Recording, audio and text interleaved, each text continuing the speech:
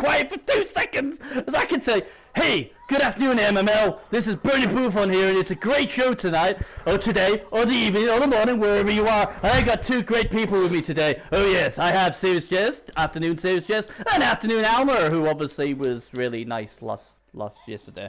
But yeah, so we've basically blown that. I aren't going to stop and re-record it. My apologies, we've been like, I don't know, being 2 hours late, but you know, it is what it is.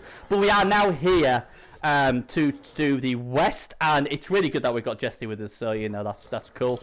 So when Bernie calls, I can't resist the bat signal. Oh man, yeah, absolutely. When Bernie calls you, you do not refuse. That should be a tagline. Do not refuse. Otherwise, you'll just tip you to win. Yeah. See, now you're learning. Now you're learning. I tipped Alma yesterday. Alma seemed so happy, didn't you, Alma? Oh yeah. You was delighted, wasn't you? You was so delighted. Pick shaky. Yeah, I almost did, but because Shaky had such a bad dicing in the semi-final, I couldn't do it. I just couldn't do it. So obviously you had to take it instead. But you're going to win it anyway, like you do every season. So what's the problem? You know, you'll be fine. You'll be fine. Right, so basically like we did yesterday, we're going to go from left to right. Ironically, we got Serious Jess with us, what's great. And guess who's the first team we're going to see? It's Hopeless Necromantics, who obviously have already played their first game this season. It ended up in a draw, and I thought you was the better coach. I'll be honest. I thought you was a bit unlucky. But that's just me. I actually, what I felt playing that game is I was happy with. I was happy with both sides. I thought it was one of those where, you know, both coaches. I don't think we made mistakes necessarily. We made tactical decisions and took chances. And you know, like any coach on the field, your players are going to do the things that they're going to do, and you know, the best coach is not always going to win every match. But that being said, I think Firetalker's an amazing coach, and you know, I don't think I outcoached him. But you know, I honestly wasn't surprised that they were able to tie it up there at the very end. Once my 4 players decided to lay on the fucking sideline. I mean, that was the problem. That was the problem. I mean, I thought the way you got the ball off in the first half, I thought he got it all wrong with the cage. I just thought he got it all wrong. And you capitalised on that with your leaping wolf. And then the second half, I'm almost adamant if them KOs came back, he doesn't score. So I thought, you know, I just thought he was a bit unlucky, and I was thinking, right, well, how is Jess going to be this season? Obviously, the heartbreak of the final. How is he going to bounce back from that? And I thought, you know, when I looked at your schedule, I was like, ooh, that's a tough schedule. That is a tough schedule for the Necromantic. And I haven't looked at my schedule yet, so now that's a spoiler. It is. Hey, Jesty, man, it's terrible. It's terrible. It's so bad, I'm going to tip you to win it all. I could say that instead. That would hurt. Yeah, so Jess, for me, you play Fire Talker 7 weeks in a row. Yeah, Jesus. Oh, man. No, but, thanks. I thought, you know, I thought if them KOs come back, I thought you'd have locked it down, to be honest. They didn't, and that's why he got it. Like I said, I thought his cage, it's hard to stop yourself from getting hit by a leaping strength 4 wolf. But I thought the guard, everything, and he got drawn into fighting, and his cage wasn't that well protected, and you just said, right, I'll just stop you from scoring. I definitely did make a strategy I was proud of myself about that. And my strategy was to tie his guard pieces up and not let them go downfield, and then he had to leave them behind. And once he did that, I knew I was going to have a shot on the ball. Yeah. My opinion, you kind of played it the way an elf would. You basically you split his team in half, and then used the speed. And I think Fire got a little bit overconfident because of the early removals. And I think he was like, "But my cage is safe. He's only got like 5-6 players left." Not realising 2 of them players are super wolves. Yeah. And I did the same. I made the same mistake with NTB in the final. You know, and so. Shit happens, you know. I don't blame him at all, but you know, I'm sure his viewpoint was the same as mine was, right? Like, I'm going to try to destroy as much of his team as I can, not just take my guys down to this end and score, and let him keep his movement 9 wolf, you know, who can pretty easily one turn movement 9 leaping wolf. You know what I mean? So I think that's what he was trying to prevent. I was quite surprised in Parlon. I think it was 10, 6 or 7 before you leaped into the cage. You leapt into the cage, and I think I was surprised too. And then you used the wolf to get the ball safe. And I was really surprised at that. I thought, look, mate, I just thought, wow, the leap's coming in, and if he gets this loose, they're both, like you said, they're both super wolves. They can stop the score. But that was that game. Looking at the team itself, the Leaping Wolf has done wonders when I've seen him play, and obviously it was a great choice. He has put the team on his back at times, many times. Like I said, you did a real good season last season. Obviously, unfortunately, apart from the final, you win every other game against some good competition. So obviously, you got to take the positives out of that. The team's well-oiled, well-coached. So, obviously already people are talking about the Alma Jest final and stuff like that. So, I'm just like, I mean, I think it was NTB who claimed that. And I'm just like, I'm cool with that. I ain't got a chance of making the playoffs. I'm cool. Just I'm cool with that. What are the rules this season? Are you guys sure about, who makes it? This is a special season in the MML. Top three in each pool. Oh, is that how it goes? Okay, I thought it was, for some reason, it was top 1 or 2 and then a wild card of the last 2 across the entire MML. No, it's the top 3 in the West, top 3 in the East, and the top East and top West don't play the first round, if that makes sense. The first round. Okay. Yeah. Okay, I didn't realize it was like that. All right. Welcome to Shaky Dog. Shaky, where you been, mate? We've been waiting 2 hours for you. Come on, man. Where's the hand? We've all got busy lives, mate. Come on, man. But yeah, I mean, I'm obviously, a lot of people are going to be on the Necro trade, whether Jesse does his underdog normal routine or not. The stats say otherwise. And obviously got to the final. A lot of the big guns, as I've already been reminded, have already gone down to Reborn. But I still say there's still a lot of good coaches still left in the pros. But I think, if you ask a lot of people, and I think one about the Goblin Gambling, it's going to be interesting to see how many people, A, believe Alma again, or B, go with the proven form of Serious Jess last season. I think both of your teams will be very popular in Goblin Gambling if they do it that way. My only negative about Jest's team is they've got a really bad schedule. A lot of them games I'm thinking, what, Jest could win, definitely, but if he has an off game, he'll get punished. I think he's got a harder schedule. It's a weird one because the number of pro teams is down this year over last year, I think. Right. But I think Jest's I think the West actually is a harder division this year. Oh, really? What, you mean you think it's harder than the East? No, I think it's harder than it was last year for the West. Right, and in the West last year, I think it had a lot of weak teams in there. And I don't... Looking at it now, like that. I think your pool was the better of the two. I think the other pool, which had, I think was Fox with the Curatons. Oh, yeah. That was basically all the challenge teams pushed up, weren't they? Yeah. Because they've lacked numbers. What's happened is the top 2 or 3 teams from that pool have kind of gone into yours. A couple of the Eastern teams that were quite established ones, like Geo and Azek, have moved over into your pool. Mm-hmm. So you look at your pool now, and there's not the easy games, like doing air quotes, of this dangerous teams, if that makes sense. Right. Right. Well, I even an easy game for you, or on like my team's better than theirs, it's still versus the team that can do a lot of damage versus yours. So in that way, it's a harder schedule. Right. Well, let's like we did yesterday. I'm sorry, yesterday, but we have to go through the schedule. So first of all, he played the Hitwagons. He got a draw. Now, if I'm Jesty, I'm like, yeah, I like that. That's one of the better coaches in the player pool. I get a solid draw. I don't lose the Wolves. I'd be like that, but having watched the game, I'd feel disappointed. Well, to be honest, the way I looked at it is KOs didn't come back. As soon as they didn't come back, there wasn't much Jesty couldn't do. I think. And let's be fair, dude. I got destroyed in the first half and managed to luck that ball away. Yeah. So I'm fine with the draw. I thought I was going to lose that game in the first half. Yeah. So the way I look at it is, before I played the game, would I have took a draw? Good. That's the way I've always looked at stuff like that. If I win it, hell, brilliant. Second week then, he's got, let's have a look. He's got Factor 50 United. Again, it's one of those things where I'm not worried about Vamps, but I'm more worried about the coach. Obviously, V-Power V is a very good V-Power's a good coach. And he's good with Vamps, and I've seen him do amazing stuff with Vamps, and obviously he's one of our clan buddies on Rebel, and he's been amazing there as well. So I again, like I'm with Hawker with the Rats, I'm not scared of the Rats, I'm more worried about the coach. The same applies here. You know what Vampires can do as well. Obviously, you play against them. It's impossible to protect the ball against them. Yeah, I mean, obviously it helps if you have a strength 4 Wolf, but again, it's still a bit dodgy, isn't it? It's still hard to detect it.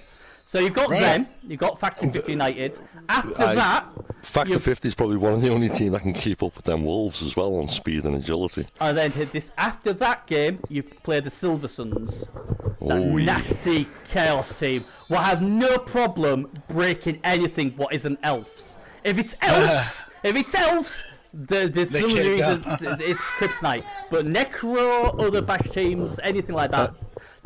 My advice to Jest would be, right, you know your wolves, stick these little elf ears on them, and the game will be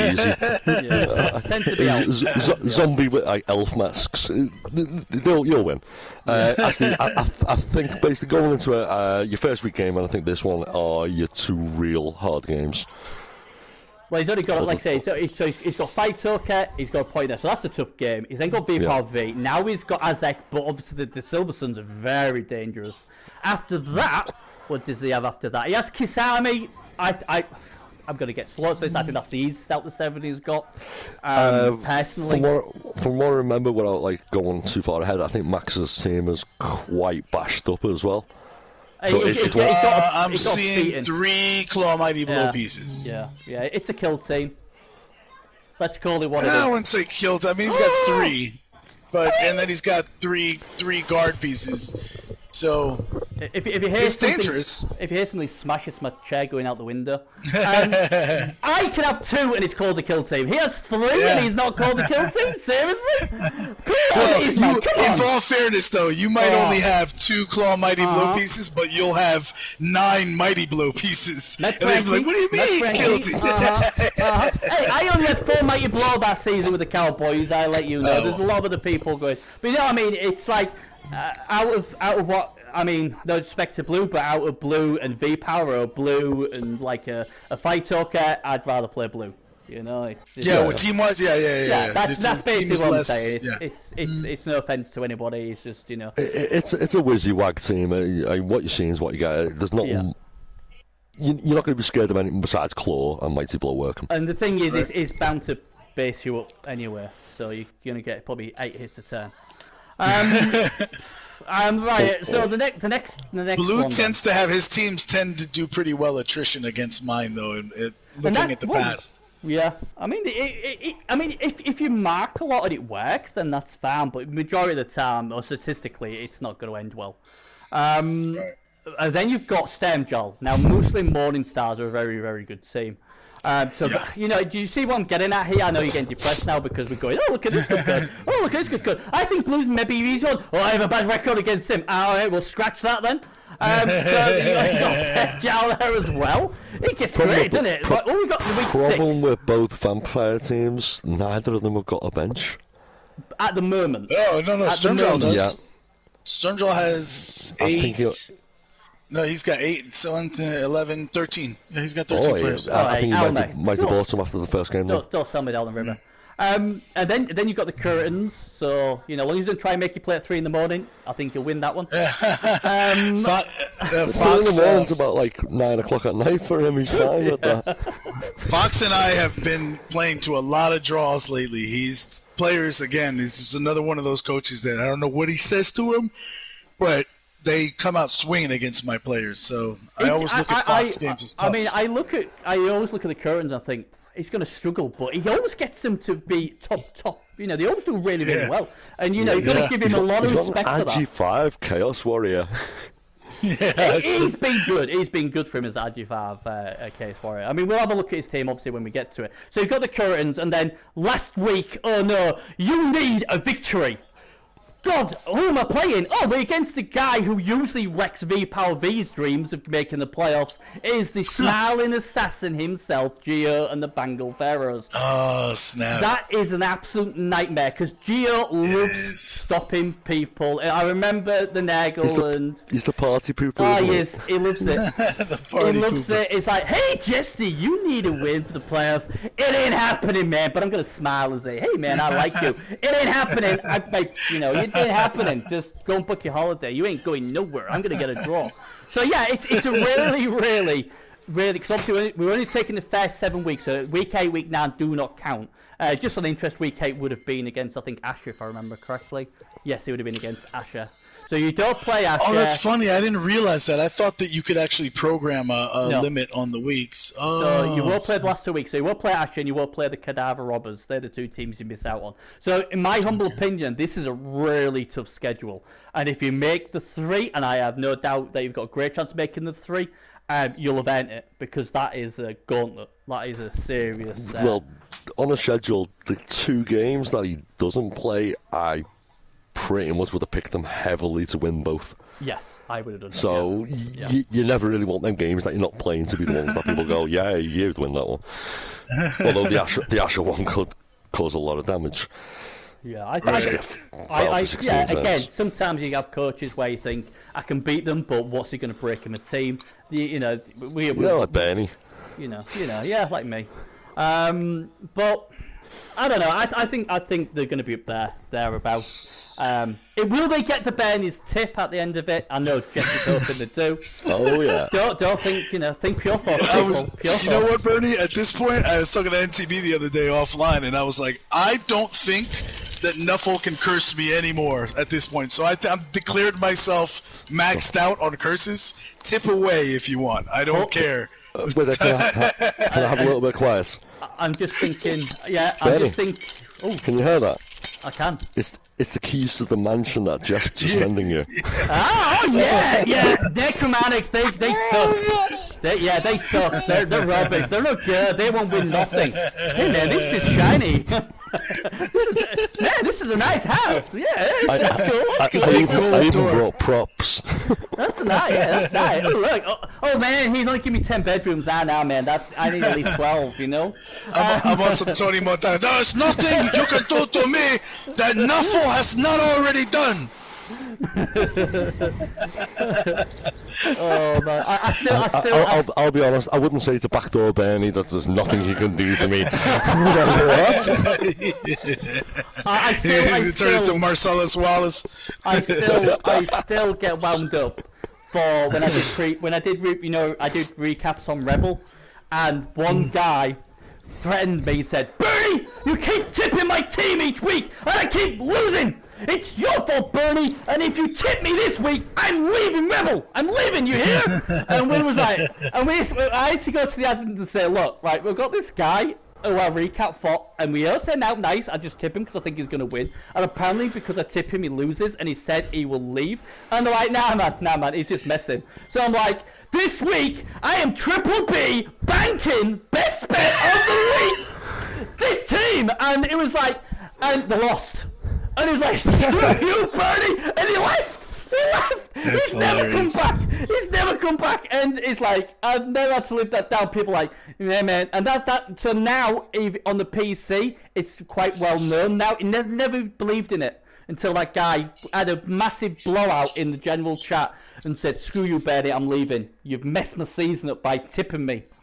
So yeah, it's faded on the PC just as much as it's on the PS4 now. So I'm proud of that. But yeah, I never thought I'd ever be able to have that power. When you told me this before yesterday, you tipped me. Yeah, well. Yes, I'm leaving. Mate, you didn't give me a mansion. Jess knows the way. You bribe me or you get picked. It's the way it is. So if you don't win this season, maybe next season, with all your big Russian millions and your oil and all that stuff, you might give a bit to Bernie. Little old Bernie. I've only got about 150 mansions. I need more. So if you stop being tight and give me what you have, like at least 9% of what you own, I won't tip you. That's what Jess does. Okay, mate, I'll give you Crimea. I don't really want Crimea. You know, that's like giving me. No, I don't want that. I want a big mansion. Something different to what Jess just gave me, you know, and we'll be all right. We'll be all right. But the Necromantics, yeah, really rubbish team. Won't win it. Forget them. Right, there we go. It's cool. Right, Kiss Army. Wait there. What? Every year I tip myself, and I always fail. I think Serious just might win it all. I guarantee it. Have you ever thought though? Every time, whole new curse developing. Yeah. I mean, have you ever thought that most of the times you say you're gonna win it, I actually believe you and say, "Hey man, Alma said he's gonna win it. I tip Alma to win it," and you don't. You sort of bring it on yourself, really, don't you? Let's be honest. You sort of convince me. You know, and I believe you like an idiot and tip you as well. And it seems like you curse yourself, and I just double down on it. You know. I really wish you were my wife, mate. It's like, what? No, I've thrown the rubbish out. Oh, okay, I believe you. Yay! You guys are talking about tipping each other, and then one of you says, "I wish you were my wife." This conversation got different. I had things I was going to say. If it wasn't MML, I had so many good comebacks there. I was like, "Bernie, it's MML! Don't Bernie for the love of it!" I mean, just to like, it'd have been like, I'm not even going to go in there. I'm going to switch the guns. I'm going So, can I say because we're doing these season previews or whatever, instead of just focusing on the stats wise too, I guess I'd like to point out some of the characters on my team, if you will. Certainly can. The story perspective. Glumtusk Whitefur leads the team. Obviously, he's the captain. If I remember correctly, in the wake of Atlek the Cadaverous leaving in the middle of the playoffs that one year, right before we lost to Alma, I think, right? So that's Glumtusk leads the team. He came over from one of Hez's farm teams and was glad to get the opportunity. He's been awesome. Cruel Intentions is the other wolf. He's homegrown, so a lot of people complain about the development of these stat freaks and people bringing in stat freaks from the farm. But I will say, Cruel Intentions completely homegrown. And when Glumtusk came to us, I think he only had agility. The agility stat up, and he picked up the speed and the strength, along the way, and the leaping ability. Yeah. So he didn't come in that way. Phobos, I did get from one of Berzo's farm teams. He came in with strength, and then the Mighty Blow and Sidestep got added later. Yeah. You can tell who the transfers are because they don't have names that are rom-coms. Yeah. The theme is rom-coms here. Yeah. So. Yeah, and a lot of the zombies, I don't like to pay for zombies, so I take them. Yeah, I remember. You mean Poop is not named after the rom-com? You might as well. Most rom-coms are poop, right? But I tell you what about this. The main thing I remember about the final of last season is when the bridesmaid had to score if he didn't. Right. And I was like, I can't believe Jester's left it to the bridesmaid to try and tie the game up.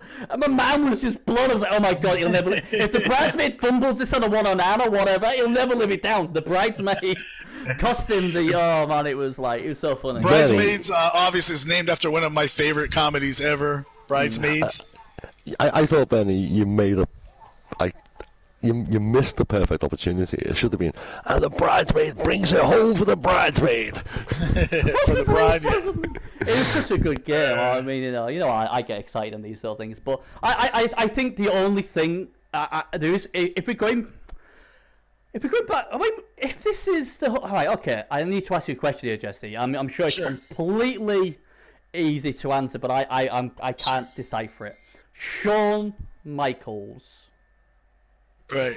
He's not a rom-com, is he? No, Shawn Michaels was a transfer from the same team I got. I want to say, I guess it wasn't Atlek. Maybe it was. Right. No, it wouldn't have been Atlek because I got Atlek from. Actually, Atlek came from one of what was the guy? Our buddy from Asia. Why is his name slipping right now?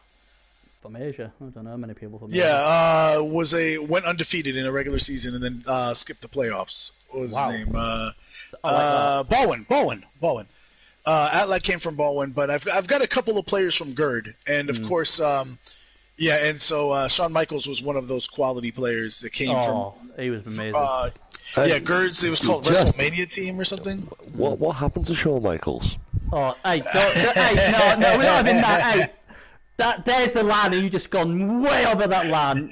Don't worry, Jesse. If you start, I'll curse him for the next 10 years. Don't worry, I've got your back. I've got your back now. I'm in this nice mansion. I've got your back, bro. Don't worry. The real life version was I ran out of time after I ran up to make a block, accidentally clicked the square in front instead of doing it as a blitz. Ran out of time before I could click the next button to actually hit NTB's rat. Set myself up for a 2-die block by accident by doing that without him even having to use his blitz. He immediately knocks me down, surrounds me, gang files him, dead, no regen.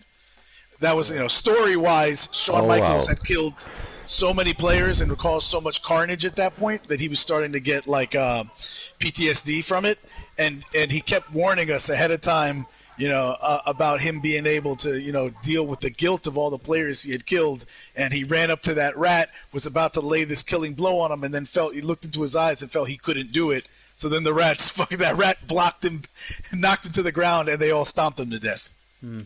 And I'll tell you something as well. This is interesting because obviously I like to buy and stuff like this. I know NTB has always said to me, "God damn it, Bernie, wasn't even your player. Why do you keep going on about it? Every time you go on about it, he's not even your player." I'm like, I love that guy. You kill him, and you will pay for it. And I'm going around with my Cowboys. Like, yeah, we're going to have you. He's been coming.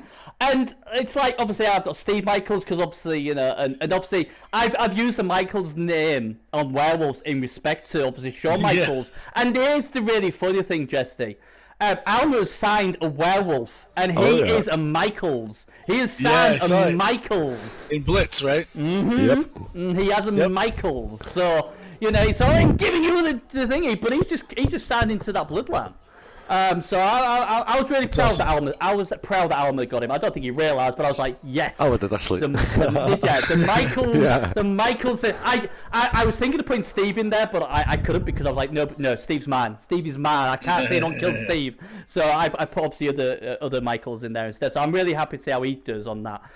But this team, it's good. It's good. It's a good coach. We proved last season how good it was, and I think it's also got a lot of players basically really close to level. Mm-hmm. Yeah. 1, 2, 3, 4, 5. Which allowed me to avoid worse cuts. Yeah. Yep. Yeah. I was able. I had to cut. I think I cut 4 players to get this team under cap. We were at like 15. Yeah, I cut it down to 11, and that's what concerns me, especially having to play Fire Talker that first week, was not having a bench. But now you've got through that. You've got the. Yeah, I've got 180K. The only reason I haven't spent this money yet, and I haven't leveled Bridesmaid, I haven't even looked at whether she rolled doubles or not. But I'm waiting until V plays his match, so then I know kind of what I need to do for next week, and that'll determine how I level the player to. Yeah, it's a smart way of doing it. Also, you probably don't need a huge bench because I don't think V Power's vamps are particularly killy, if that makes sense. I don't even know if he's got He's got one, I think. He's got one that's isn't it a pyloner? He's got one decent one, and I think he has got power. We'll say as we go along, but we've got to get on to the next one because I can't give every team 28 minutes of love. Right. So next one is Kiss Army, good old Blue. Went through the ringer in week 1. He's got a Beastman. I don't know if it's MNG or something even worse. Let's have a look. I didn't really see much of that game. I mean, I watched most of the games, but I saw Gio just basically ram it down his throat, really. And he lost a lot of plays. Missed next game as well, so whoever plays Blue week 2 will be happy on that. Ouch. I like the name Kiss Army, and I obviously want Blue to do well. There's I just like the naming thing of it all. I'm a big Kiss fan. Like I say, my always concern, and I say this more in respect to him than anything else, is I think his biggest weakness is he just bases a lot, and his team gets broken a lot, and he's got to not keep basing. If he wants to, he did that with lizards a lot, which is kind of fine sometimes with lizards.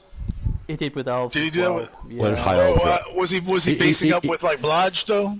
It was like it's well-known thing that, you know, and I've said to people, I mean, I know Blue's a bit upset what I did to his lizards going back years now, but obviously when you base up Mighty Blow Claw pile-on pieces, it's not going to end well. I don't care who you are, it's not going to end well. And like I've said to people before, when I retired his lizards, when people was in the stream and they'll stick up for me, I was begging him to stay on the floor. I was like, don't, just stay on the floor, man. I don't want to fight you. Right. And he wouldn't. And the thing was, it wasn't just like he was getting up, he was basing my killers. And it's like, what are you doing? I've now got to hit you, man. And he did the same with his elves against me. And like, and you know, you've got to. I mean, there's times when you've got to base up, and a lot of time when I base up, it's if I've got no other option. Right. But you got to remember. Alma's actually one of those players that uses basing very effectively. It does now. I mean, when I used to play when I used to play early doors, I loved it because he was so aggressive. He'd base me, and I'm like, great, give me 4 hits with my blow. But then he got smart, and he's like, I ain't playing this game anymore because this game don't work, and he evolved and obviously makes him a lot more deadly player than he was now. Yeah, well, that's what I've noticed. Like, Alma will only base your players without block or your players that don't have tackle with his blodge players, and will stay away from your Mighty Blow guys. Alma now is realized... Unless you're going to be risking one of your really good players, in which case... Lock up the killer before you do it. Yeah, I mean, what I'm saying is, when you do it now, though, there's a reason for it. Back in the day, you just sometimes just like, I'm just gonna make the mistake. I'm gonna make him roll bad or do something. And a lot of times, it did backfire. And you're smart enough to realise that, and you've changed the game, and obviously it's brought you a lot more success. I think with Blue, he hasn't changed his game, and he's still getting broke. And the thing with Chaos is, most of them are only AV8. AV8 is average armor. You can't keep taking beatings on Beastman because it ain't gonna work. You know. And by the way, one of that guard piece, Strutter, the Beastman, is not only AV7, but he's got 2 niggles. Oi. So that's gonna be a frequent target for anybody playing him right from jump. Yeah. That should be a cut. Yeah. That's too much damage. He needs the guard, I think. Yeah, it doesn't matter. It doesn't matter, not with 2 niggles. Yeah. Doesn't matter with 2 niggles. You need the guard until the first turn when you blitz. You haven't got the guard anymore. It's like if you break his armor, a goblin's got more chance to stay on the pitch. Or True. We'll see what Badger's team. Badger's got a similar guard player that shouldn't be at the team. It was the only player I removed when I played him. To be fair to Blue, like I said, I'm not saying this to be arrogant or anything. I'm just trying to help him. You know, I see that a lot of things he does, it does well, but he just has this. It just feels he has to base, and you're giving so many hits, and eventually you're gonna break. On the plus side, I will say this: a lot of these pieces are nicely built. You know, he's got Mighty Blow, Claw, Tackle, Block. That's nice. You know, he's got 3-4 tackle pieces. He's got the strength. On the tentacles. Yeah, so he's building them. He's a game changer. Yeah, that's a better beast of Nurgle in a way. Yeah, in my humble opinion, he's building this team the right way. In fact, everything he's picked is right. In my, it would be the way I would roughly build them. So he knows what he's doing. He's building them. Like I said, in the right way. I just would like to see. I mean, I didn't see I switched on to his game for a few times, and I just saw all the injuries in the box. Of like, oh my god, this looks like a nightmare. And I thought, oh my god, has he been trying to base up Mighty Blow Khemri? I was like, oh no. And I think if he took a leaf out of Alma's book and the way Alma sort of plays in don't base as much, he will get more wins. He will definitely get more wins, and it's up to him. He plays the way he does. But I always believe that if I see something, I'll always make people aware, and it's up to them if they want to agree or disagree. I think the problem if you base heavily where at Chaos as well, it's not only just the blocks that you got to take back. You've got no mobility or reaction. Because if he bases up versus Jest got move 9 wolves. Okay, they'll just run around them, and he'll take his blocks and. Okay, the wolves are basically scored, or got to the ball, or whatever. You've got to be subjective when you do it. Yeah. What you were saying about me, I earlier on in my playing career, if you want to call it that, I was probably 35, 38, 40% coach. Now I'm probably 65-70%. And that's just learning and then deciding, oh, actually this isn't working, and involving your gameplay, and then it obviously it certainly worked for you. And this is it. I mean, like I said, I've not really played Blue much, but even with his high elves, it was like basing Mad Frankie Fraser. Now, Mad Frankie Fraser was renowned as one of the most nastiest MML players ever in the MML. And if you're basing him up every turn, not even hitting him, just basing him up, I'm going to have to hit, and I will pile on, and I will try and remove your player. You know, and you're not giving your team the chance. If I take two things I don't like. I don't like blitzing down them pieces, because I know if I don't knock them down, I'm stuck on them and they're going to get hit the next time. And the other thing I really don't like doing is basing up claw pieces. You know, I just don't do it. It's because I play Bash. I just think it's suicidal unless I have to do it. You know, jump up as well, probably. Yeah, and jump up's another one as well. Like jump up MB. You don't see much of jump up, but I try and give away less blocks, especially on kill pieces or anything with mighty blow or something or anything like that. And that to me, every time I see Blue play, that is like, I feel like he's sabotaging himself. You know, and I just want him to do well, and I just think, you know, if he just did that little tweak, he would get more success, and usually when you have more success, you enjoy it more, don't you? By the way, two things I'd like to add when you're. Oh, I'm sorry, I thought you were done. Sorry. No, I'm just about to say his team's built really, really well, and he should be applauded for that, because this team, you know. Brilliant. For that TV with the missing player, he's like 1770. It's a decent looking Chaos team. The team's fine. Sorry, Jess, what was except for the injuries, though. Yeah. Except for get rid of the double niggle. Actually, that's the only injury, right? Yeah. And then there's the one niggle with the Chaos Warrior Ace freely that could hurt. You got to keep him. Yeah, you got to keep him. With Claw and Mighty Blow and Block, you got to keep them. But my two observations are, it's just one of them is kind of like a tangent. Is that, you know, we were talking about basing the and you know how like a lot of people are like, oh no, it's if you have too much Claw and Mighty Blow, it's not good team building or whatever. But I will say one thing, right? There are some players, right? Like again, like Alma, I think it builds a great defense off of basing your players up and you immobilizing the people he wants to immobilize, and then going around your team and repositioning the way he wants, especially when he's got a Dark Elf team that can, like, you know, use Agi4 to get open where they can. But when you do load up players with enough Claw Mighty Blow or Mighty Blow, like I noticed that when I added more Mighty Blow to my Hopeless Necromantics, instead of just having, you know, a couple of killers, then I started realizing that my pieces got based up less. So that's another strategy. It forces opponents that like to base you up to be, you know, to not really be able to do that, because like you said, you know, okay, I'll base up your player that doesn't have Mighty Blow, but now that I know I'm going to get smacked with Claw or Mighty Blow, like, all right, that's different. So yeah, you don't base Claw and Mighty Blow unless you're moving on the ball.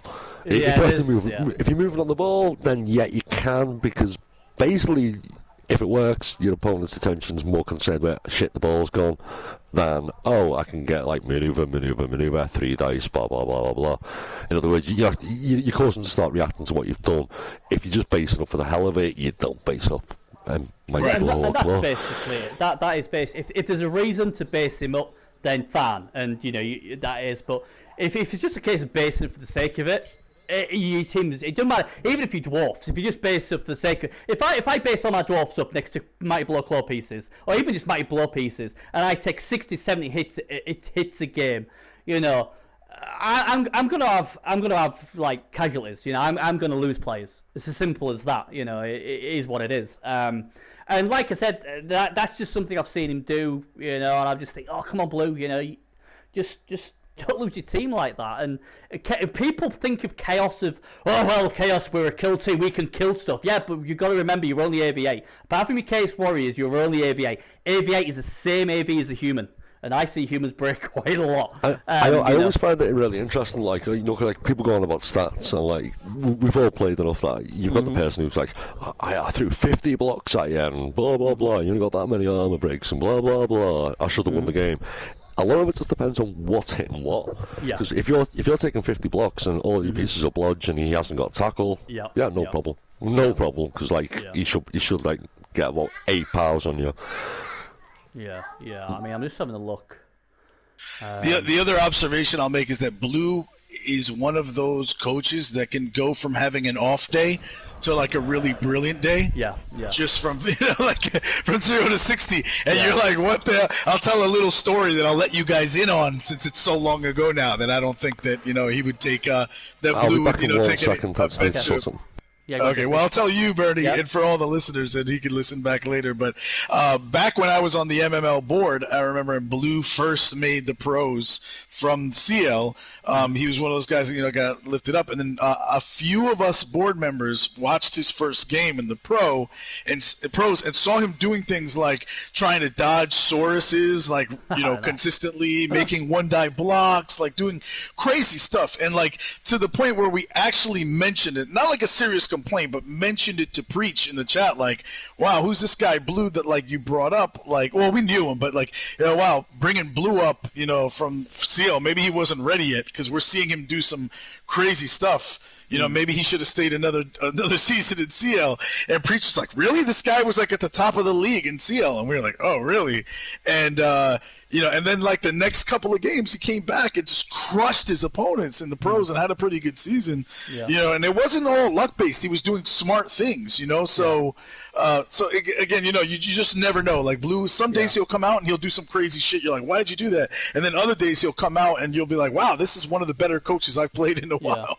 It's all about consistency. And I mean, we're going back. I was really sad when obviously his Lizards got retired. I think the week before it lost quite a few players, and I was upset about it. I mean, I know you won't believe me, but I was genuinely upset when because I said to people, I said to people, I said, look, I was telling him on the just stay down, he wouldn't stay down. I was like really upset about it, and I said, and people said, oh, he's retired the team, and I was like, I do play the Bash teams. I know people take the mick about Killy and all that, but I never go out to retire a team. And there's loads of times I've messaged people, said, look, I'm not being disrespectful, but do you just want to give up, or do you just want to just not, and I won't hit, and I was really sad about it. And then when I played with the Elves, he was doing the same thing. I was like, oh my god. And then I showed a bit of mercy, and then he went and fouled Frankie on the floor. I was like, oh, well, that maybe I deserve that. But, it was like, he's definitely a good coach. I really enjoyed watching him play Lizards. So you saying about his Lizards, I thought he was a really, really good Lizard coach. So I even now I feel a bit down that I had a part to retire that team, if that makes sense, because I did enjoy watching Blue with his Lizards. So, I'm sorry for my part in that. I really am. I didn't mean to wreck your team. But as I say to everybody else, if you get up and you base my players up, it could be you, could be Serious Jess, could be Alma, I'll put them down. I'll try to put them down. And that's nothing personal, and I'd expect if I based Jesty, he'd put my guys down, yeah, of course. It's nothing personal. Can I say one thing about this? Oh, go. I'm sorry. You got something else on this team? I was just about to check his schedule, see who he's got. Oh. That was all. But all right. Well, while you do that, I'd like to bring up the kind of fluff part of this team, which, just in case you don't know, the story that was published, or the inception of this team, is that basically the Kiss fan army is so widespread and so amazing that the fans get into everything. They represent Kiss in every aspect of the world, and Blood Bowl is no exemption, right? So these are all Blood Bowl. All of the players on this team are fans of the Kiss army. And they have taken, they carry on the legacy by the Chaos Warriors take the band members' names, and they represent them that way. And then, let's see, the Beastmen sing the songs of Kiss, and they kill it with their performance on the pitch. So, and they use the classic black leather of the band, obviously, and the Minotaur is an animal that'll go wild on anybody that gets in his way. So that's how he described him. If you know any of the story behind Kiss the band, maybe that explains why he likes the bass quite often. God.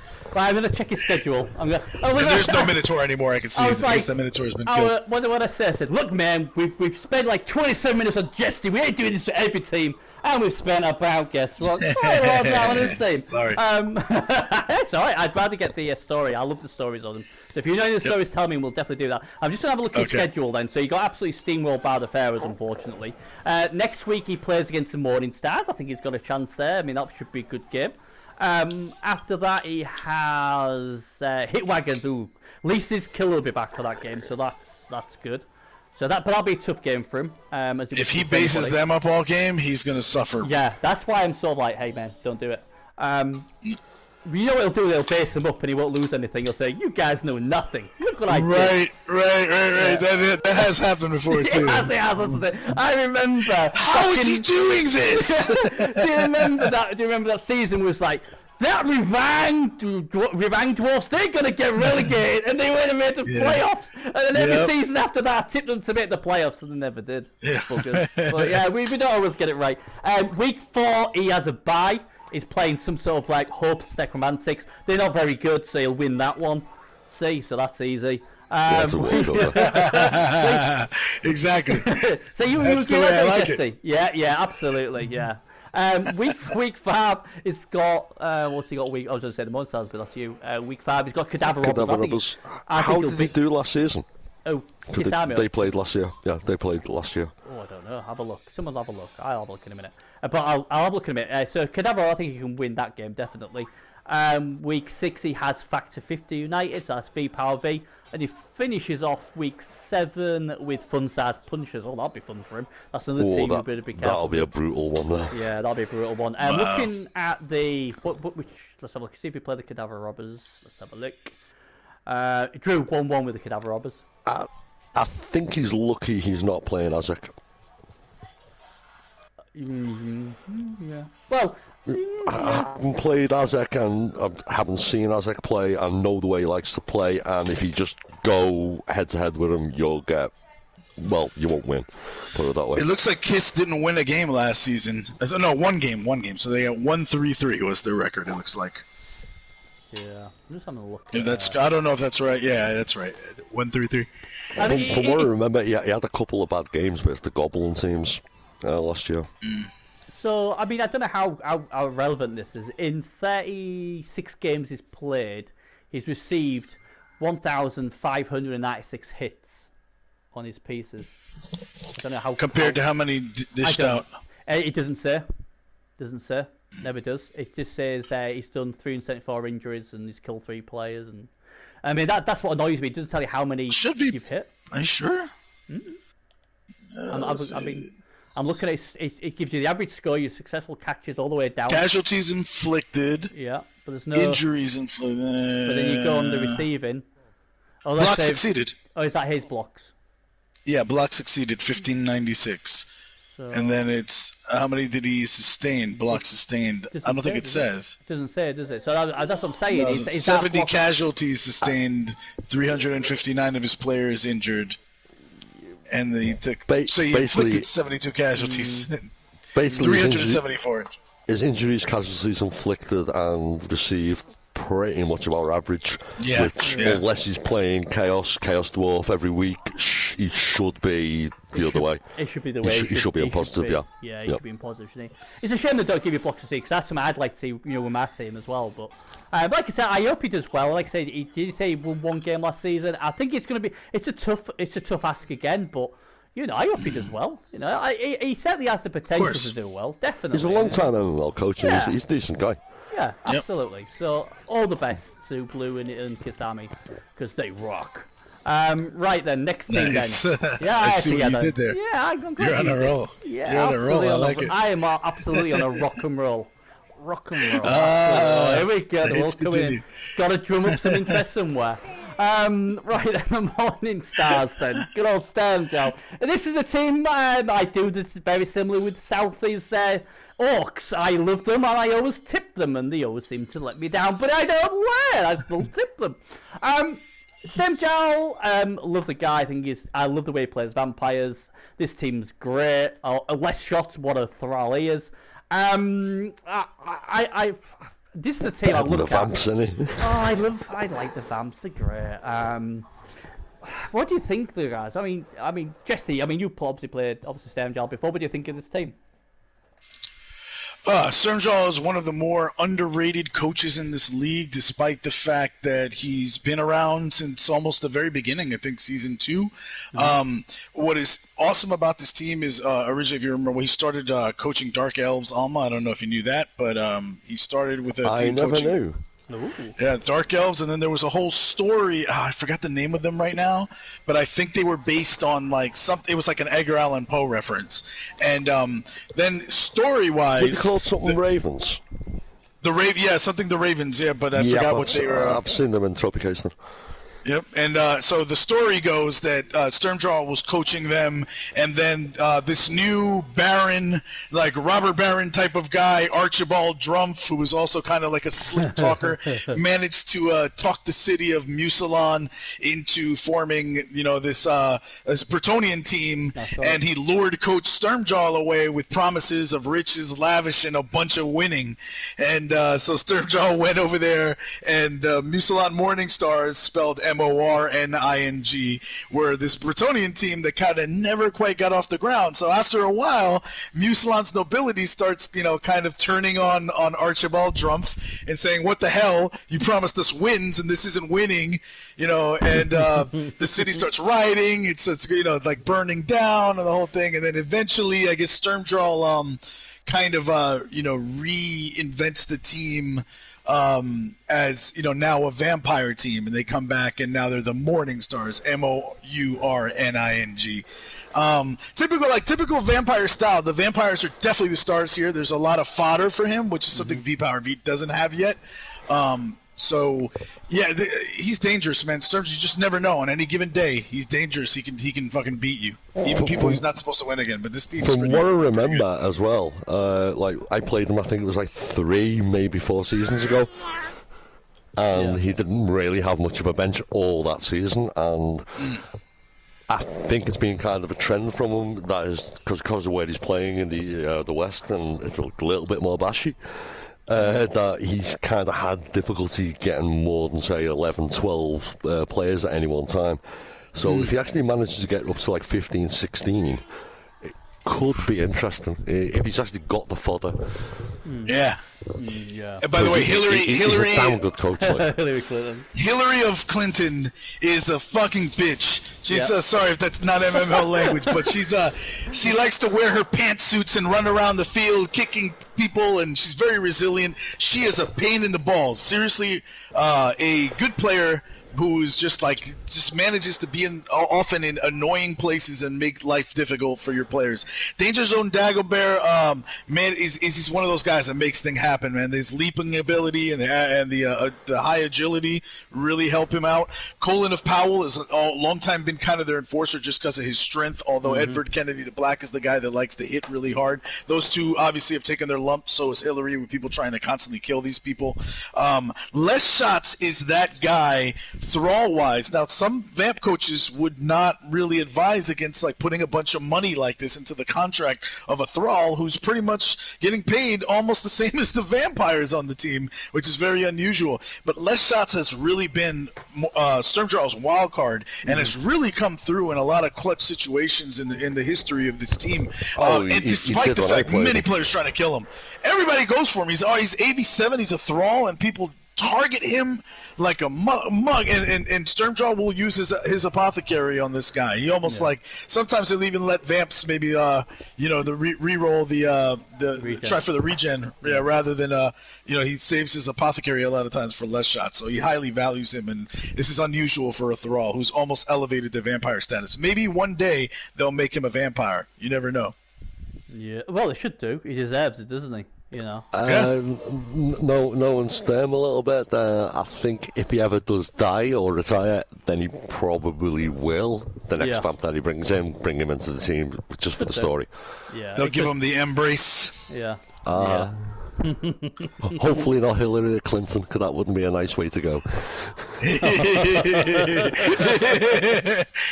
Rick Dickolas Perry also is worth mentioning. Is that this guy's been around for a while because one of Sturmjaw's favorite phrases is to say, "That is ridiculous," and that's kind of how this character was born.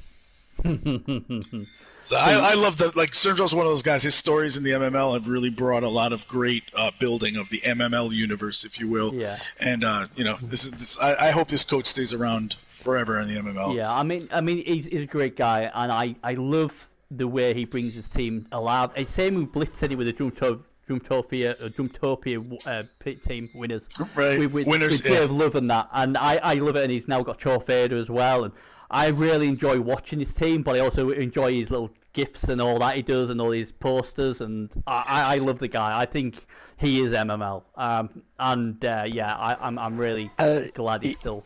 I think I only played him once, I think, and it was just a really good game. He's a really cool guy. Oh, he is. He's a really good coach. Really, really good coach. And we got in trouble in our separate play pool because we had the Donald Trump with blood dripping from his eyes as the play pool picture. Yep. By the way, his one vulnerability, if you ever play against him, is White Castle doors. So if you ever put a White Castle door in front of him, he will smash his face into it and knock himself out. There we go. You need to get some of those. I think some of my mansions might have some White Castle doors. I'll have to have a look. Nice. It might take me a while, but... If the Musalon Morningstars are coming to your home game, and I wonder, do we have them at home this year? Because I might install a White Castle door in front of the locker room. Just name a zombie. We'll have a look. Zombie White Castle door. Just mark Hillary Clinton. Damn it! We're playing at Musalon this year, so smart from them. White Castle door with you. Yeah, and install it in front of the home teams. Like just be there the night before with screwdrivers putting the door in. Oh, can you imagine it? We got to build a White Castle door, and we're going to put it in your stadium. Yep. And we're going to make you pay for it. That is typical Drumpf. Yeah, absolutely. Screw you, Hillary. Right, so let's have a look at the schedule then. So, they can even get the Russians to help build it. Yeah, maybe. Nice. Oh, Hillary's pantsuits. It's her fault. Oh god, I remember the time where Jesse would just do that, like he was on the pitch report on the pitch side, and he would do jump. I mean, it was amazing. It was I was always in tears. A lot of time I had to mute my mic because I just couldn't keep myself. That's right. When Archibald was commenting the games on his own team. It was great, wasn't it? It was great. I miss those times. It was brilliant. I don't pay them to lose, okay? Don't stop me off. Right, schedule, quick, get a schedule.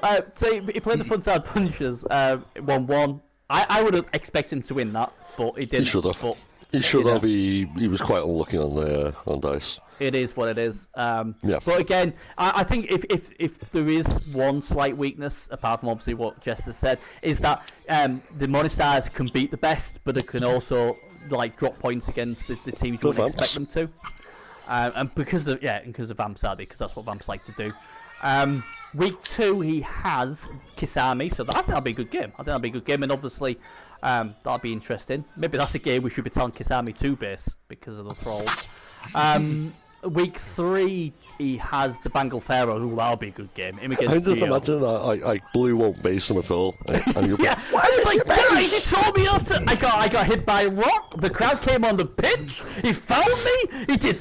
I've never lost so many players. Well, when we say don't base, we mean don't base anything but thralls. But you didn't say that. Well, it's a slight, error. So he's got the Pharaohs week 3. Week 4 he has the Silversons. That'll be interesting. That'll be lovely. Week 5 he's got. Week 5 he's got a bye. He plays Hopeless Necromantic, so he'll beat them easily. Like everybody will, as we've already learned. Exactly. Enjoy the mansion. Yeah, I mean, it's quite nice. It's quite plush, to be fair. It's quite comfortable. But that has nothing to do with me thinking it'll be an easy win. I'm using my vast experience, non-corruption. I just believe that the Morningstars will win against the Necromantics. Everybody will. Oh, absolutely. They rely on hot dice, just like NTB does. They don't get them, they don't win. Simple as. I'm in so much deep trouble now. You're gonna get like 5 DMs from him. I am. I'm gonna get them. I rolled I'm 50 dice and only 49 of them were sixes. I was nuffled. But that I rolled a 5. I rolled a 5. That was the important one. The other 49 didn't matter. That was the one. It's like Bernie. It can be a perfect weather game. Rains 10-16. I was nuffled. Yeah, exactly. Because obviously it was overcast. It was overcast. That's what it was. I can't remember. They were just waiting for the rain. They couldn't concentrate. Yeah, exactly. It got into the Reds, and that heat. Woo, that heat. Tell you. The Morning Stars against the Robbers week 6. And their last game is against the Curtains week 7. So I think the Morning Stars. Oh God, here we go again. I said I wouldn't do it this season. I said I wouldn't back them. But the Morning Stars seem to have a very good schedule, and they should be roundabout in the top 3. And when you say the hardest games are by, they look pretty good. For me, it's about. I think he's got 80k at the moment after week 1, 13 players. If he goes to like another 2 throws, goes to 15 players. And if he can keep getting the results so that you can replace the throws as they get wrecked and keep it at like 15 players, I think he can have a really good season. Yeah. I think if he ever goes down to 11, 10 players and he hasn't got the money and then results start going bad, it's a cycle, and I think that was kind of like last year. Maybe. I just really... I know Jess says he's underrated by some people, and that's a fair point, but obviously I'm always an anorak. I have no life. I watch almost every single game on the MML, and I watched most of his games. I don't really remember loads of these days because I'm senile and old, but it's the thought what counts. And I really rate him. I think he's definitely one of the top West coaches in MML, and I think that's why I just back him every season, because I think I know he's good. I know what I get from him, and I know if he doesn't make it, he's going to be there or thereabouts. And I think the schedule he's got a good chance. I think very few people ever come away from him saying, "Oh, that was an easy game." Like I know when I played them, I think I beat him 2-1. I think you guys were actually commentating on it, maybe. And it was literally like. At the end of the game, it was one of them type of games. Like you know, you think you've won it 3-4 times, and you're like, "Crap, he's still in the game." He's a good coach. Yeah, you know that's what? A good coach for part a of that, is that he actually is pretty good at again, he has vast experience in Blood Bowl. He's got like decades in Blood Bowl. He, like tabletop before this, but he's one of those guys that really flips the switch so much better than a lot of players. Like like I definitely think like. One of my weaknesses is flipping that switch to that just like, hey, I'll just roll any dice, you know what I mean, and see what happens. But he goes from, like, he will avoid making the hard rolls, but he's very good at recognizing when the game is lost unless he makes the hard rolls and takes the chances. And once he does that, he gets that vision. Like, some coaches are really good, and Alma, you're pretty good at seeing this, like, vision-wise, like, even though there's a bunch of rolls to it, you can envision the play that's tough to realize, but you can still see it, and then you're able to take those chances even if they're not statistically probable because you know it's still your best chance. Yeah, exactly. He's really good at flipping that switch. I actually think another thing about Sturm, I actually watched the Vamp games because I like watching Vamp games because they're always interesting, like, no matter who they're playing. And the good Vamp coaches are really fun to watch, like V-Power and Sturm. What I think he does, he spends 2 or 3 turns manoeuvring to give himself that chance. So it's not like, oh, the chance is there, flip the switch. He'll do 2 or 3 turns prior, waiting for the opponent to go exactly where he wants, that he can actually have the chance to actually turn the game around. And that's a very good point. That's a very good point. And that's why I like him. I agree exactly with you. I mean, if you're giving him an open, he'll take it. But even on turn 8, when it looked a bit, it looks a bit dicey here. He manipulated it so that he could knock one of the guys off his piece he was going to throw it to, and he could hypnose the other piece. So basically, it was a 3+. Unfortunately, he didn't get the 3+. It was a 2+ throw, 3+. If he had the reroll, he actually catches it. He worked it out. Because then the next scatter bounce was a 4. So if he would have actually had the reroll left, he would have actually basically won the game effectively. Right. Anyway, enough love of STEM, Joel. Hillary might get jealous. We don't want her puckering us up. I see you getting V-Power's team up there. Is that a custom team and he hasn't actually started creating it yet? I don't know. I don't think. I'm wondering where it is. I mean, the thing. This is the thing. The vampires are really, really good. Again, you're more worried about the coach. You know, obviously he's won the MML. Obviously, me and Alma in PS4 clan on Rebel, and he's one of our clan mates, and he's done amazing there against very good coaches. He's just a really solid coach, and he plays vampires extremely well. I'm excited to see him going over to the West, see how he handles the West. I agree in a way. My only concern with this team is there's no bench, but he will get some inducements against most teams, so he could maybe get a loaner or two if he wants. Throughout wise, I know it costs him 70k, but until he has some more money. I don't know. I look at the team. I like 4 rerolls. He's got a lead as well, so he's got 5 rerolls. Bloody hell. I don't know. I mean, I would tip this team because of the coach more than the team. I don't know about you two. It's V-Power. I don't think he'll win too many, but I don't see him losing many, if that makes sense. I think he'll have a lot of draws. In other words, he'll be playing teams that are more rounded, but his ability will get him out of the jam and he'll get a draw from it. And he'll pick a couple of wins up. I can see him going like 2-3 wins, 3-4 draws, and a loss or something like that. So like 2-4-1. Probably won't be enough for the playoffs, but it'll be enough to probably stop certain people getting the playoffs, if that makes sense. He's one of those coaches where if he made the playoffs, it wouldn't surprise me. If he makes top 3, it would not surprise me at all. Yeah. I'd be like, no surprise to me. People might tell me and say, but you can say but guess what? He's a very good coach. Good coaches can do good things with just a few decent players, and all these 4 vampires are all very, very good. Even number 4, I mean, he's agility 5. And the thing is, what you got to remember with agility 5, it means he can hypno on a 2+ instead of a 3+, what is huge. It's massive. And V and Stemjal, very good vampire coaches. You make a mistake or making a positional error, they will punish you. Is that they don't play each other. That would have been a great game. It would have been a great game. Can vampires hypno other vampires? Yeah. That's weird. Yeah, it is weird. Hey, I'm activating my hypno vampire to hypno your vampire. So, okay. This team to me reminds me. I'm going to say this is this season's Ran, right? That you look at them and you're like, oh, not much of a team because look how dilapidated they are. But look, at their core, they have these 4 amazing vampires that are really just insanely, like, one of Vampire's greatest weaknesses to me is that they've got nothing higher than movement 6, but these guys have 2 movement 8 vampires and a movement 7, right? And then the pylon vampire, that's all you need is 1 killer, and he can get in there and with tackle the other guys hypno people, and then he just jumps in there and gets unless you got a strength 5 player holding the ball, he's a real goddamn threat every time.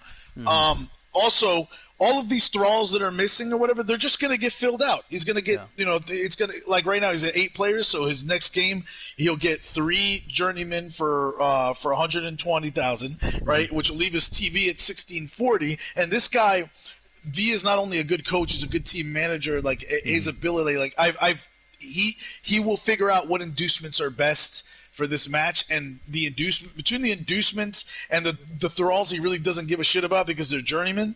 This is a very, very dangerous team. I think it just doesn't look that way right now. One of the things about V as well, which is really good at with Vamps especially, is he's really good at positioning, and then he'll wait. So he's not basically biting thralls off the field because, okay, I'm in position, you react to it, and he can have like 1 or 2 turns where he's only moving like maybe 1 vampire or something like that, and that helps thrall longevity, if that makes sense, because he's not basically constantly moving 5 vampires and chewing through his own players. He's actually smart. He'll put the position and then go, okay, how are you going to react to it? He's got a lot of rerolls and a leader thrall too, so that really helps.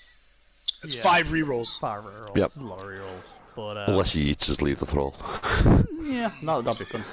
Looking at his let's have a look at his schedule. First week is against the Curtains. That's a game he could definitely win, I think. you know. I'd be surprised if he doesn't draw. Yeah, it's certainly a game he could get something out of. Yep. Now I've said that, the Currents will kill him. Week 2, he's got a bye. Why do people get buys? I never get a buy. Man, I'm looking for this game. Real talk, though, I'm looking at this game as one I could definitely lose. He's playing the Noblest Sacromantics. It's a good one, yeah. Just in case anybody doesn't know who the buy is, it's the guy who gave me the mansion, Hobbles Necromantic. So he's got against the Necromantics week 2. Week 3. God, Jesty, couldn't you got me something bigger than a 70-inch TV? I can't even see the words. Week 3, he's against. Oh, I can't. You gotta get me a better TV. Fun size punchers again. That's something he could get out of. Week 4 is against Hitwagons. Oh god, that could be a bit of an interesting one against good old Fight Talker. That's a gauntlet, man. That's 2 back-to-back destructive teams. Yeah, week 5, Silversons.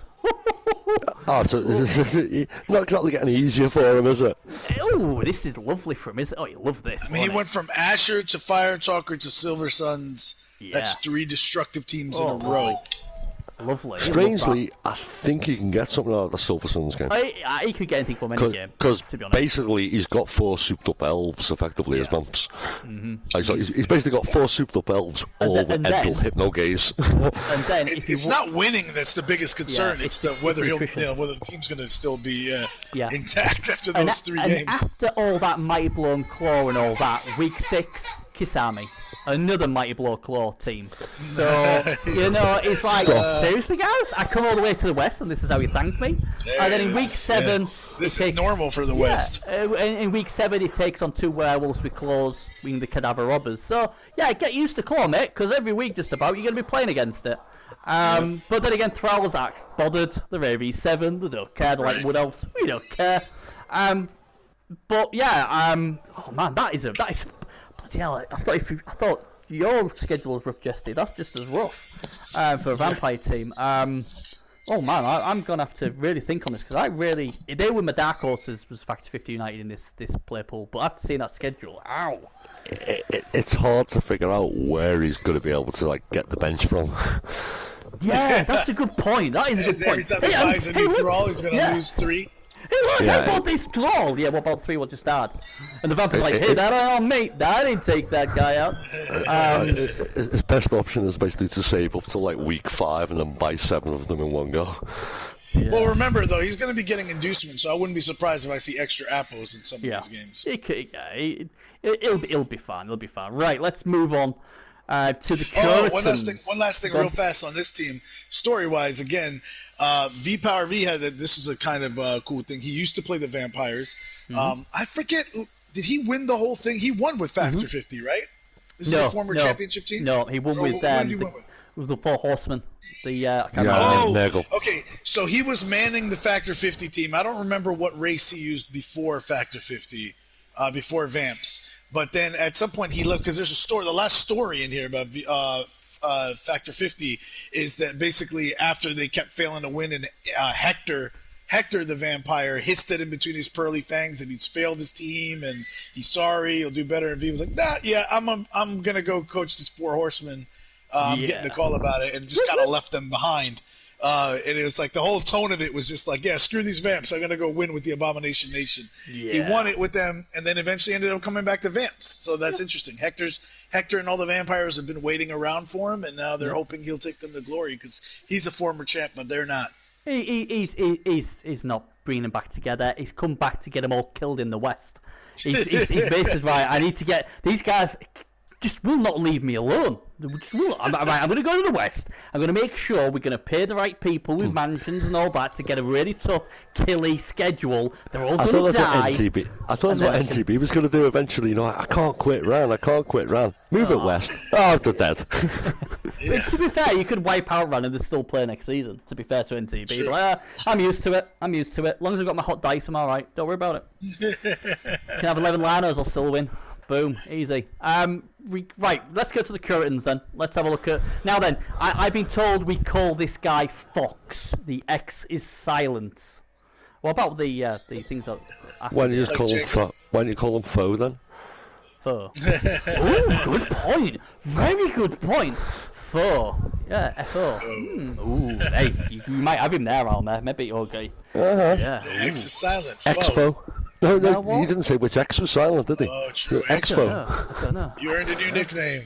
Oh dear. Expo. Almer just called you X4. Yeah, well, that was Almer who said that. He's Jesse gonna love disagreed that. with him. He's gonna love He's it. gonna love it. He's gonna love it. He's gonna love it. Yeah. He's gonna love it as much as Thunder He'll make loves me to play watch. at 3 a.m. next time we play. Yeah, that's it. And you'll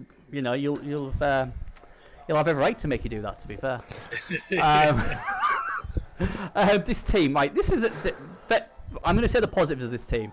The Minotaur, Manitou, whatever you want to call the tour, very, very good. Some nasty person gave it a minus on that G. Yeah,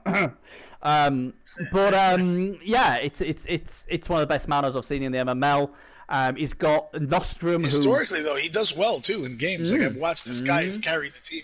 People don't like Minotaurs because they're big guys; they're unreliable a lot of times. But this is the guy he constantly blitzes with. He does all kinds of things with this Minotaur. He really employs him as the when I've played him, the first thing I tag is the Minotaur, and I've been lucky enough to take him out pretty early, because obviously that is the big piece. It is 280k. And he's a pain in the backside. I mean, I think the big piece is number 4. I mean, the agility 5 case warrior is really, really good. He's a blodger as well. I definitely would have gone show hands of a tackle with that latest level up. I understand why you went tackle. I think Nostrum is 1 point away, and if he doesn't get claw next, I will be very disappointed. He's got mighty blow, he's got power on, he's got his jump up. That guy just needs claw. He may go tackle, I guess, but if he can get claw on that piece, that will help pay his mana. In this division, I don't know why you'd go tackle. I mean, the thing is, Ulta's now got claw. I tell you what, if X4 or 4 or Fox, I don't know what we're assuming here, if he got claw on that piece, that means he's got mighty blow claw case warrior. He's got a claw pommer, and he's got probably the best mana. Yeah, and all of a sudden you're like, I don't want to play this team. He's a good coach and a strength 4 agility 5 ball retriever ball carrier. All of a sudden now this team you're looking at, actually this team they could go close. Here's where I'll go negatives. Right, 11 players, 2 of them are AB7. Yeah. I don't know if they got niggles or anything like that. In this division, he's got 3 mighty blow, 1 claw. Two claw with the Minotaur. The guard stand firm guy, the Beastman, Tanny hair, he has a niggle. He has a damage back. So that's bad. He's got no bench. He's rocking close to 2k TV. He's got 2 team rerolls. There's a lot of good about it, but I'm guessing he's 2 team rerolls because he's got the basically. He's got the what? He's got the guy who's basically dependable, picking up the ball, blah blah blah blah blah. The AG5 guy. So the other guy's a niggle too. Damage back. Oi. So both of those AV7s have damage back. Even when he had a bench, I think the people what was a bench were just basically walking wounded like AV7, and it was just a mess. Like I said, my experience with Fox, by the way, is that the 2 rerolls, he's comfortable with it because he's one of those guys like Beers that will like to mark your guys up, advantageous to him in a way, so that getting a 2-die block becomes difficult against him. So if you let him control the pace, he'll gladly take that pace and then force you to roll dice. Thing is, though, you say that, but he hasn't got much guard to really think of that. I mean, I don't know.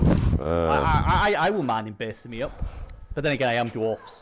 So but remember, I mean, he's on a team with 4 strength 4, 1 strength 5, and then a couple of guard pieces. He makes it work. That's just my experience with him. No, I'm not saying it's he had to cut to make team value. I think right. Yeah, he's at 1950. Yeah. So I'm sure he doesn't prefer 2 team rerolls, but he's probably just thinking, all right, I'll base players up and then let that guy roll a bunch of dice, and then I'll use my claw mighty blow to take people out in the pylon. The way I look at this team is every time I recap this team, I'm not a fan of it. I never have been a fan of this team, really. And they've always done well. Now, I'm looking at this team now, and I'm like, you know what? I'm starting to like this team. So two things will happen. One, you won't win a game all season because now I actually like the team. That's what usually happens. But seriously, if he gets Claw on number 3, all of a sudden, I tell you what, this is an upgrade because he's got the ball players. He's definitely got the ball players. Has he got too many ball players? That's the thing, isn't it? I guess, but. Bench is the worry. You got two. You got 2 ball players. That's a little redundancy you need in case one goes down. It's going to be an interesting season because I think was Fox 6-1 last year or something like that. 6-1 loss. I mean, but he, to be kind, it didn't feel like looking on. It didn't feel like the strongest play pool in the world last year. It had like 2 goblins. It had, I think, 5 of the 8 coaches were promoted, and promoted on numbers rather than promoted because they got semi-finals or won. 6 of them, I think. I mean, there was him and Rebang. It might have been, yeah. It was him and then Rebang left. So, but what I was really impressed with Fox was that he actually it's all right saying, oh yeah, I think he'll do well in this division, but he's still got to deliver. He's still done the results. He's still got to deliver, and he did deliver, and he got it done. I think he blew it against NTB, if I'm being honest. I think he should have won that game. Oh, God, he did.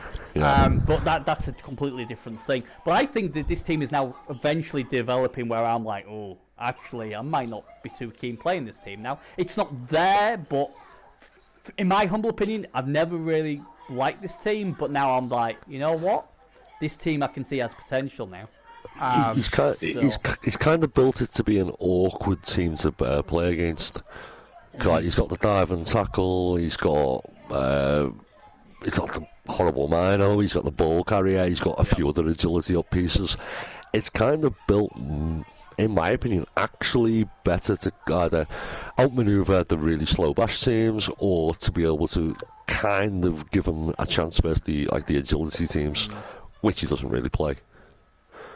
Right.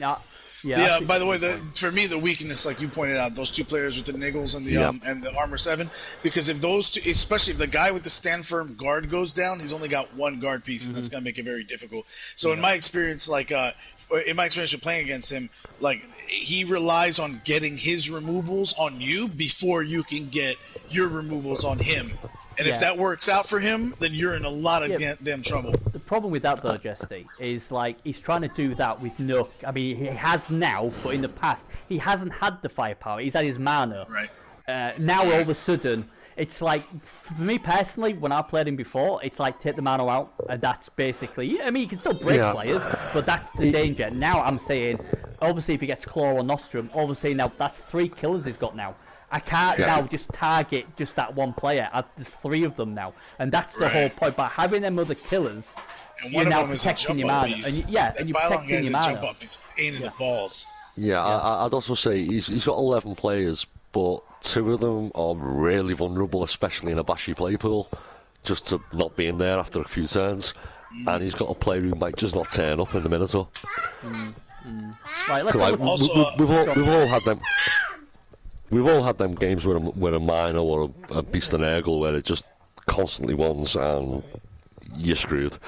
That's this guy, man. Countermeasure is the most reliable minnow I've seen. Yeah, he's a good. Until he isn't. I know, but as Mano's goal.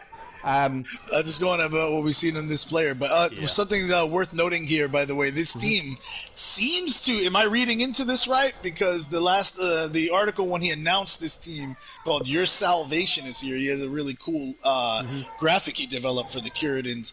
But they're the salvation for the virus infecting the world. He keeps referring to a putrid, vile force in this planet and disgusting wild creatures and a plague. It seems like he had a particular group of teams, maybe the 4 Horsemen in mind when he created this team as an answer to that. No. Either that or the coronavirus. No. It was in July when he said July 2019, a full year ago when he came maybe he's from the future. Yeah, I don't know. It yeah. seemed like he was going. I seemed like this Chaos team is annoyed with Nurgle, doesn't like Nurgle, and they're out to purify their. Why would we annoyed with Nagel? I'm sure it's the Necro he's not very thingy with. Definitely the It's Necro. going off of what he said in the article. Salvation is here. Well, four husband, they don't care about anybody. They're like, yeah, whatever. Yeah, go with the rest of them. We don't care. Go with the soap crew, whatever they were, the clean crew. So, yeah, see how it went with them. Yeah. Let's have a look at his What schedule. happened to the Four Horsemen anyway? We got bored. Well, is that after you lost the playoffs, Benny? Yeah. We got bored. Twice in a row to Weather and Elves. Weather. Did I get through to... Oh god, yeah. Oh, don't even start me on that Gadley one. Oh my god. Oh god, the swelling heat. Oh, it wasn't a big deal. No, of course it wasn't. Mad Frankie Fraser, we only tackled beats, killer and all that was out with swelling heat. My wizard didn't work. A GFR in the end zone. Yeah, let's get all out there now. Thanks for that, mate. Yeah, no, I'm not bitter at all. Not bitter. To be honest, mate, your team never played well in the heat. How did they play in the rain? I don't think the thing is now though, I get more messed up with the heat now that when I see the rain, I'm like, yeah, I'll take the rain, as long as I don't get the heat, don't get the blizzard, don't get this, don't get pitched invasion. But yeah, it is what it is. But no, I think the Benny, thing with... you're the only player I know who actually gets a blitz in your favour and like, oh, for fuck's sake. Oh, I don't think I'd say that. I don't think I'd say that. I tell you one thing though, right? I can't remember. The reason I got rid of the Cowboys was they just didn't regen. They just did not regen. And I'm saying just the other year, 10 players, none of them are regen. I just want the one. And now I was like, I can't be doing it. In all fairness, though, in my past few games, I've needed regen a lot, and then like you guys are like, "Oh, it's not fair, regen." I'm like, "But do you see how many players had to get injured? Like my regen is tested a lot." Yeah, just I'm playing elves, so I want regen. I need it as well. I don't like regen. I like Indianapolis though. Usually, Anyway, let's have a look. The curtains then. Week 1, they played the Vamps, Factor 50 United. Week 2, we have them against the Silversons. Oh, that'll be tasty. Current space to the Silversons. Oh, that'll be great. I can't wait to see that one. On Sunday night at midnight, 1 o'clock maybe in the morning. Week 3, what we got? What is he against? Oh, the Cadaver Oil. He'll steamroll the Robbers. I think he'll pinch their the lunch money. I think he did last year. Yeah. Week 4, the Bengal Pharaohs. Oh, that'll be good. Now that'll be a good game. That Superman against them. Yeah. That'll be interesting. Week 5, he's against... Ooh, the Hit Wagons. Ooh, that's some tasty games. He's going to have some really good games. Week 6 is a bye week. He plays the Necromantics. And week 7, he plays the Morning Stars. So, yeah, it's a toughie schedule, but it's doable. And his team's getting better, and he's a good coach. I think he's got a chance in this play poll. Personally. Stop. You know? Sit down and leave him now. I think so too, Jesse. I think so too. Sit down. He is definitely taking me. Yeah, no. Fox is one of those guys that, again, he has a chance to go all the way. Yeah. But I don't know. This is such a bashy pool, and he's going to be facing some people that I don't know. Those killers got to survive. This can go either way, and and those beastmen, I don't think they're long for this world. Bless them. Right. let's go to the. I'll also point out something else. Last little thing about Fox's team is ball carriers a Chaos Warrior. Yeah, it's a good one. It is. Yep. But what's his pace? Yeah, he's slow. Yeah, so his reliable player to handle the ball is slow, which kind of slows everything down. All right. I had this conversation with More Shots a while back, and I think I come around to his way of thinking, because I used to love the ability, the idea of a sexy Agi 5 Chaos Warrior carrying balls, or even like an Agi 4, right? And he was just like, yeah, but here's the thing: if you make him your ball carrier and you run fullback, not only does it slow you down, but your Chaos Warriors have to be—they're like your blocking line, right? Yep. And so if you're using one of them as your ball carrier, that's like one less guy that's going to be tank up for you, and that's one of Chaos's advantages. You're going to want a couple in the cage protecting that ball carrier, which means you've basically got one Chaos Warrior free to actually hit. But then you go in, about the discussion between a Bull Centaur and a Hobgoblin being a ball carrier, because if you have the Bull Centaur, you only got 2 strength 4 pieces, and if you're hiding one of them in a cage, then No. You know, this is the... No, completely disagree. What? Because of the movement? Yep. Because of the movement? But he's Yeah, only... I thought Centaur can move 9 squares. A Hobgoblin can move how many? A Chaos Warrior can move 5. Yeah. So when you play against like orcs and high-strength teams, what are you gonna do? What are you gonna do? You ain't gonna be. You're just gonna get steamrolled. Nergal will just rip you to shreds. You know. You need that strength. And this. I mean, when I first started playing Chorfs, I had the Bull Centaur as a ball carrier, and I would say my win rate was nowhere near where it should be. As soon as I changed to the Hobgoblin, I won a lot more. Because my Bull Centaur was doing what it was made to do, and that was to just help out, assist, frenzy, surf players, you know, whatever way you build them. Ideally, around 2KTB, you kind of have both options. So, have that, like, Hobgoblin, or have that Beastman who can handle the ball reliably. Because, like, when I remember seeing Foxburst and TB, and it was literally, he was having to manoeuvre everything to get that player onto the ball, and really best NTB, it's what cost them, because it became very slow, very predictable. You could look at the 4 or 5 moves that Fox is going to have to do to get the ball into that guy's hands effectively. You know, but all that being said, he has a ball carrier, Alleviation, that Beastman, agility 4, sure hands, like that could be the guy that carries the ball, and but he never does. You know, and you could say it's inefficient to have the Agi 5 Chaos Warrior, right? But this is the MML. Fun players kind of build the fluff, and personally, if I'm getting Agi up on a Chaos Warrior, I'm probably taking it. It just makes him more.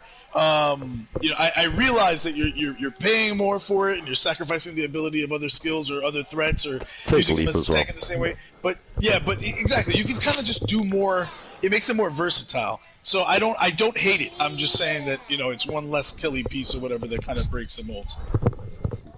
Yeah. Okay, so we're over to Asher. Yeah, we're over to Asher then. The lovable Asher, you know, very peace-loving team. This always like to shake people's hands, don't like to hit people, don't like to. They accidentally sometimes may stamp on your head accidentally because you was on the floor and they didn't see you. They like to shake hands because their hands are always free because they're never really bothered about having the ball. No, but and the hands are claw, so you know, so it's fun. He's talking about Bull Centaurs. He really does love his ball carriers being Bull Centaurs. Yeah, he loves them so much that he doesn't take one. No. That is for rookies. He takes 2. You always need 2 Bull Centaurs with ball handling abilities. And you know, I was really sad when it was a Clifford Clothesline got splattered because I just thought it was. I remember that. I liked him. I don't know who killed him. Probably Jesty. No, you were announcing for another game. Oh, I was. You were the announcer in the game. I forgot who he played, but he got taken out. It was like week 1 too of that good. season. So it wasn't me who killed him. That's good. That's cool. No. I'm alright with that. But yeah, he's got to play missing after the first game. I thought it was a good result first game for him against the Morning Stars. Obviously, he's got his 2 Pommers. One's Jump Up, one's got Frenzy. Dauntless, that's an interesting one. Again, when I played Asher... Oh, he likes re-rolling that Dauntless as well. Yeah. When I played Asher, it was like... I versed like, I think, was it first or second turn, he re-rolled Dauntless to go from a 1 dice to a 2 dice on a blitz on a vampire. Nice. Who didn't even have the ball. So he was like, yeah, okay, he deserved to die. So yeah. There you go. I mean, like I said, when I went over to the West, I played this guy. I think it was maybe the last game of the season or the game before, and he basically, there's a ball there. Don't need that. Don't want the ball. I just want to break your team. And I got fouled. I got fouled almost every turn, and I got. You're a rookie bash coach, Bernie. You're a rookie bash coach. What you do? You clear all the players off the pitch, then you pick the ball up. No, you don't. No, that's a myth. That's the. So it was like I was like, so you want to fight with my Cowboys? I have no issue with that. But if you don't mind while we're fighting, I'll just take that ball. I do need to score. I want the points. If that's all right with you, I'll take the ball. And that's my problem. I mean, against the Morning Stars, he picked the ball up and he scored, and you know, and he did so well last season because he had no right to win that challenge. Championship. He should have been beaten by Faitoka in the semi-final. he got Fight Hawk. I don't know how he lost that game. And then in the final, Hawker just had to punch it in, and he didn't, and Asher punished him for it. So I have a lot of respect after seeing them two high-profile games for Asher. That I thought actually, instead of now just trying to destroy teams, he is actually trying to do something and try and win games and stuff, or try and be competitive. And to be fair, he's an aggressive coach, and he does like to break. He wants to get your players off the pitch, and that's Chorfs. A lot of Chorf teams play like that. But I was impressed with his draw, and I was impressed with the other two games I saw of him. So I did watch that Sturm game just before we did the broadcast, like up to like 10, I think it was 10-11. Yeah. Two surprising things that I saw, well, three. One was just like a turn 1-2 re-roll on Dauntless to go from 1 to 2 dice on a vampire for no reason when you've only got like 3 re-rolls, a bit of a waste. He also re-rolled at least one other like early first half block, and another two things were both pylons on KOs on thralls, one at the start of the first half, one at the start of the second half, re-rolled on KOs. Piling on a KO. Yeah, I think that's the mentality, psychology of the player. Yeah, on a vamp, you KO a vamp, okay, maybe take the risk to remove it from the game.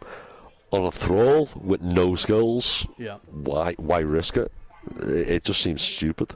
You're putting your player on the floor and you're risking leaving his player on the pitch. It just seemed daft. Maybe. Unless you're looking at, okay, to win the game, I need to remove permanently the players. To be fair, a lot of Bash coaches do that. They think if I can remove the players, then I'll just pick, like you said, then I'll do something with the ball and do it that way. But it's KO'd. You know what I mean? You've removed the player. Oh yeah, I agree on that. That's just me. Yeah, I agree on that. I mean, the only time I usually pile on a KO is if he's got 2 bibs. Then I'm thinking the chance that he's coming back. But even then, if it's early in the half, I'm like, I'm letting that go because I know he's off the pitch and he can't stop me. It can be situational. If it's say Lazy Smurf and it's 10-15 and you're like, okay, 50-50 chance, I think I've got a better chance of actually removing them, injuring them. Yeah. Or if he's got 2 niggles on him or something like, say, thingy, like Fox's Beastman, or whoever's Beastman, it was Max's actually, with the 2 niggles on him. Okay, re-roll that, because the odds say you've got more chance of actually injuring them than leaving them on the pitch. Yeah. But once it's KO'd, that's what you do versus vamps. You remove the thralls. Me personally, I'm very rare I will pile on a KO. That's in any league, that's not just the MML. It's the kind of thing you see in Cladder, more so than MML, in my opinion, and I'll leave it at that. Yeah, fair dues. What do you think of this team then? Kill coach! What do you think of this team? When you pick Chorfs, though, I mean, that's sort of what you're getting. It's like, I'm not a believer in forcing people to play nice with teams that aren't built to play nice. They're just not. That's what Chorfs are. Beat the piss out of the other team and then take the ball and barge it. It's what it is. I mean, if you're gonna commit to that carnage, go for it.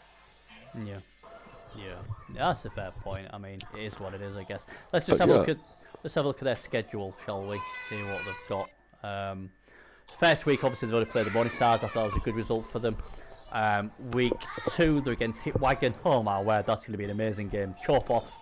And week 3, it's a revenge match for Thingy as well. They beat them last year, right? Yeah.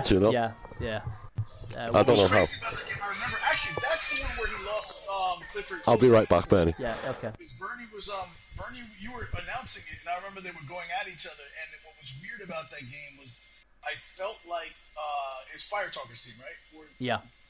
Was going for the carnage more, causing more carnage, and yet the fun size punches still won, like 2-0 or whatever. Yeah, I mean they had no right to win that. I think Fighter got complacent. I think the Chorfs didn't have much left. And they somehow scored and went through. And I still to this day, I'll have a look in it. I'll have a look at the team in a minute. I'm just having a look at the schedule, but it was one of those games where it was like how did Talker lose that game really? Because there was not many players left. There was not hardly any players left on the on the Fun Size team. They had no players left, but I think he stuck in there and he got the result, and fair play to him. But yeah, I think I know how it happened. I think Fire Talker went in expecting that Asher was just gonna concentrate on kicking ass, and through so much of his sacrifice positioning, atypically for Fire Talker, to get the hits in and create the carnage. And when he did that, it allowed Asher the opportunity to still win the game, even though it was notably. I remember Asher being a little pissed off about how the game went, even though he won, because he lost the attrition and he didn't like that. Oh yeah, he lost it big time, and but I don't know. I just thought it was one of those games. I was like, oh my god, I can't believe. If I was Fight Talker, that would have haunted me. That would have haunted me for a long time. That sort of game. But it would because I'd be like, why would I? But it is what it is. I mean, I think you'll see very different Fight Talker that in that game. Right. So we'll see. Week 3 then, the Funside Punchers will play Factor 50 United. Week 4 they play the Cadaver Robbers. Week 5 they're against the Bengal Pharaohs. That'll be fun. Week 6 they're against the Silver Suns. Oh yes, I can't wait to see that one. And week 7 they finish off with the Kiss Army. So yeah, it's all right. It's not a bad sort of schedule. And like I say, got a good start with a good draw against the Morning Stars. He is the current challenge champion as well. So well, I'm back. Got to give him some respect for that. So yeah, it'll be interesting to see how they go. Спасибо. So to give you some of the history, fluff-wise, of this team, it's pretty. The more I read about them, the more I kind of I liked them. I liked the whole concept of them. So originally they were a team built on the Fun Size Punchers. It was a reference to Fun Size Candy, and originally they employed a Chaos Dwarf named Reese.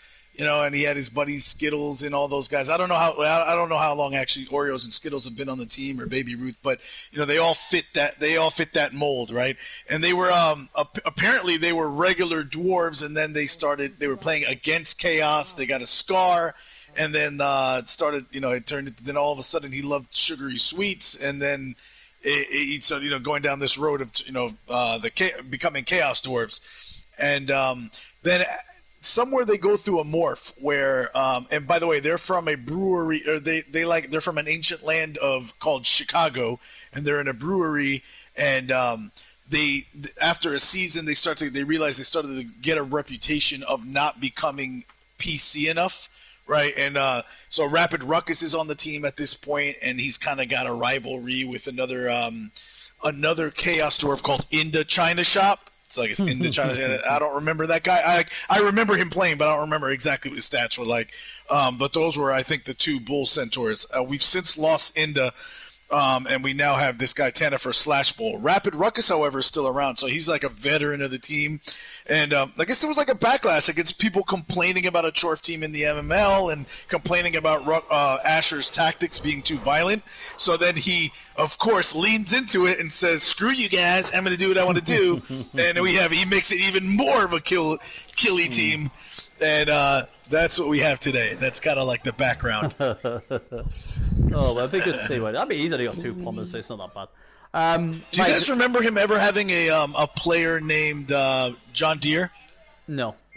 Because he wrote an article. Asher wrote an article about how they had a player try to underwent a surgical procedure to have a contraption attached to his forearms, which was a death roller attachment. And they called him John Deere. And I think he took that picture that he took a picture that somebody's son drew of a bull centaur, and I don't know what was in front of him, but it looks like a detached penis in front of him, and I don't know what that is. Oh God! But so this team is very interesting. Like the more I read about them, the more I like them, just because of the fluff. And that's it. It's all about the fluff. And then you play them, and you're like, I don't like them. I don't remember playing these guys. Maybe I did. I think I did. look, John Deere's on the pitch. Keep that contraction away from me, young man. Yeah. Don't spray me with that. You want the ball? Here, have the ball. Just don't come near me, boy. The Amazon team refuses to take the pitch. Yeah, absolutely. Right. Why did you let both your witch elves get served the week before you played Asher? Oh God. We have played them before. We had a tie with them, 1-1. There you go. Well, there you go then. So that's good. Right. Anyway, next team then, the smiling assassin. That is Gio, who can do no wrong as long as he smiles and looks good. He can kill your full team, and everyone will still love him for it. I need to learn that. He's the type of guy who goes, do you mind if I turn 16 foul you? And you're like, oh, go on, dear. Gio, you're a good guy. I'm really sorry I just killed your best player. Yeah, it's fine. Don't worry about it. I'll just make another one. But I've got a really good accent, and I look really good without a shirt. It's like, okay, Gio.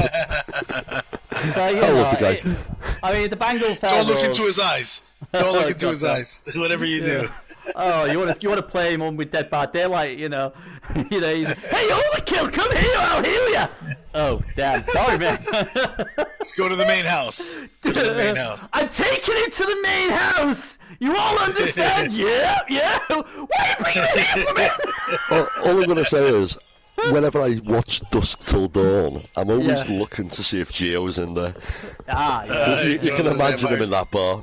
Yeah, he's one of the sexy vampires. Yeah, he'd be the owner. Hell yeah. He'd be the owner. He'd be the guy behind it going, would you like a drink? It'll get lively later. Okay. Maybe, and that might be. So maybe John Dee was in that film. You know the guy with. Yeah. Do you remember the one about with the revolver? That might be John Deere. Possibly so. I'm glad John Deere's no longer in the Fun Size Punchers. I didn't realize how long they've been around, by the way, the Fun Size Punchers. It's been around a long time, haven't they? So Gio did what Gio did, with a smile on his face. He absolutely just punched the living daylights out the Kiss Army. And poor old Skeletor, well, he got splattered, but apart from that, it was a good day at the office. So he's off to a good start. Skeletor's the transfer, I think. Well, he's missing next game already, so he's slacking already. He had Billy Mick, who was his killer. Yeah. And he got rid of Billy Mick, and everyone's like, wow, Gio's gone away from the kill game. And then he brings in Skeletor. The kids! Yeah, well, this one's not got a niggle. He's a more reliable killer. Yeah, more reliable in his MNG next game. So yeah, he's a great upgrade. I mean, I love Gio. Everyone loves Gio. What can you say? He's a very good player. He's a smiling assassin. It's a great team, the Bengal Pharaohs. I do believe it's got a great story involved as well. That if Jess has got the story to that one. I think him and Walker. For which one? The Bengal Pharaohs. Oh no, for the team. Yeah. I'm reviewing it right now. It's one of them witch story. There's lots of them. It's to do with Hawker, I think, if I remember correctly. But yeah, like I say, it's a decent team. I mean, it's got a strength 6 break tackle. Some guardian there was nice to have. A mighty blow piece, a couple of mighty blow pieces, a block, Ferrer, Rocher, I love that name. It's Kemri in this division. Basically, pray for regen. Yeah. Fight Talk says Gio the Heart PS4 Blood Bowl 2. Yeah, I was so happy when I finally broke him down with, if you don't join Blitz, I'm gonna curse you. And he was like, nah, I'm gonna join Blitz because I love it, honest. So I can't wait to see him in Blitz with his leaping. What is it? He's a leaping 4 ogre. Or something like that. I just love the guy. I just think Gio, obviously, Son's playing now as well. What's great. He won the first week in Reborn, didn't he? He's supposed to be good. Actually, versed a good coach. Beers, yeah. Beers 2-1. Not a bad way to make your NFL debut. No? NFL. MML. Well, he could play in the NFL as well by the sounds of it. But yeah, like I said, the Pharaohs are always good. They've not always delivered, unfortunately. Maybe this season will be different with obviously a new enforcer, if he can keep on the pitch. But that was a good start. A 2-0 was a good start. He beat the Silversons 3-0 last season as well. So he absolutely had no fear there. He drew with the Olympus Ryzen. He got diced really badly against Blood of Amber. Otherwise, he'd have won them. Is that when I did that perfect one turn? I have no idea. I've just been paid a vast amount of money to say that. You know, so you know, and that very famous draw against the Abomination Nation, where he stopped them from making the playoffs. What he'll be trying to do to the bye team in week 7. So you know, I think the Pharaohs are a good team, and I just got a sneaky suspicion that this could be the season they'll do all right. But again, they don't have a bench, and the problem is that when they kill people, they don't get them. What's a shame. But yeah, I mean, I don't know what you two think. I'm just worried that they've got no bench, and a lot of them are maybe 7, and Decay's always. And they're only 1780 TV, mate, though, so that's kind of a decent TV for them. It is, and we know, you know. As I said, basically it depends on Regen. If he loses a Tomb Guardian or 2, he's in trouble. If he keeps them healthy, he's not. I love the Strength 6 guy because you can just lock down anything with it. And if you just cage staff as well, that's always fun. Every time I play one of these Khemri teams, I go in thinking, "Oh, they're not that bad." You know, the if I could just mark up these Tomb Guardians and and I can take my shots at the AB7 guys and remove them, and then it just never goes that way. It does it. Like I mark up the Tomb Guardians. The Tomb Guardians remove my players that get marked up. The AB7 won't break, and instead these guys start doling out all kinds of punishment on you. And then they're making their dodges, and they're making their because they got the break tackle. They're making their pickups, and this team has the personnel, so they have the agility guys. So I think he'll do well, just like he normally does. He normally does well. Yeah, he's always competing.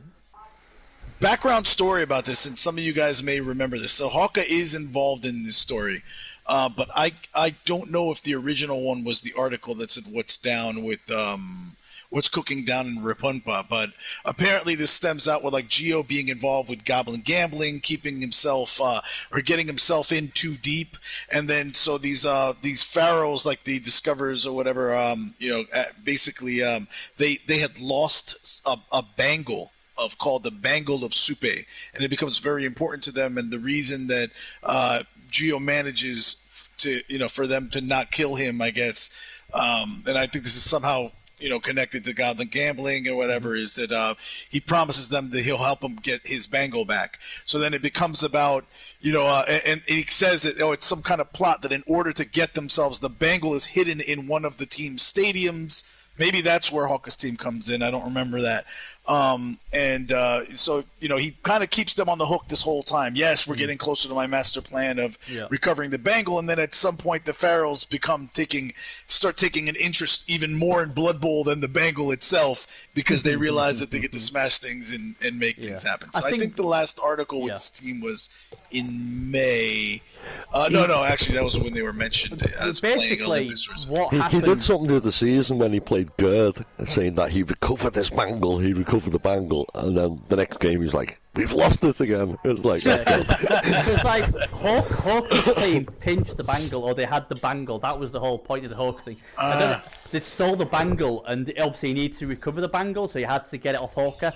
And that's on memory what I remember. And he always says, I need that, I want that bangle back. Now if he's updated that since, and like Gerdley's got it now, I don't know.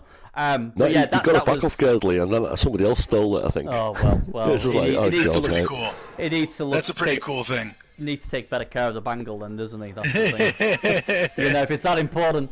But yeah, looking at his schedule, let's have a look. What's he got? So obviously he beat the Kiss Army first week. Week 2, he's got the Cadaver Robbers. I think he's got a good chance there, definitely. Week 3 is against the Morning Stars. That should be fun. Week 4 is against the Curtains. That could be brutal. Week 5 is against the Funside Punchers. I think the Punchers will struggle with all that mass strength. Luckily they don't have a ball carrying bull center, or they really would struggle. Oh, hang on, they do. They have 2 of them. Maybe they can hide them both in the cage. Week 6 they have hit Wagons. Again, Wagons will have a problem against the Pharaohs. And week 7, he's got the bye, hasn't he? He's got the bye week 7. He plays some sort of hopeless necromantic, so he'll win that one. So you know, good finish. That's really. Gonna be the spoiler week. That's gonna be the week he keeps me out of the playoffs. It is. It is. You do not want to play Gio in week 7 if you need a result. You do not want that. You need to get it. You need to get it done in the first week test. Yeah, exactly. Stop it now. Don't go into week 7. Right. But yeah, Well Gio's like, oh god. By the way, something I just learned by reviewing one of the Gio articles is that at some point he makes this revelation to his team. He says, I'm not going to lie to you guys out of anybody. He said, you'll need to know that I was the one that originally stole the bangle all these years ago by hiring some rogue Skaven to infiltrate your treasure chamber and snatch the bangle away. And then some rogue goblins enabled a transaction that allowed him to become a Blood Bowl coach. So that was what that whole thing was, and then he ended up having to coach this team, ironically. Yeah, this is really cool. I really like what he did with his team, lore-wise. Disgraceful. Let's move on to the hit wagons. Let's have a look at the hit wagons. Fight Talker then. Good result in week 1. Against obviously the Hopeless Necromantics. Again, like Ashery's got 2 claw pommers. 4 guard, it's alright, not bad amount of guards. He's got a Hobgoblin Ball Carrier, so he gets a big thumbs up from me. And his Ball Centaurs look like proper Ball Centaurs, what's good. He's got a Data Player, well every Hobgoblin should have at least one with that. And he's got a bench with 12, and he's got 210k of lovely money. So he's got everything needed to have a good season. In my opinion, I don't know what you two think. I mean, you played in week 1, Jesse. I think he's a dirty traitor. He should be playing rats.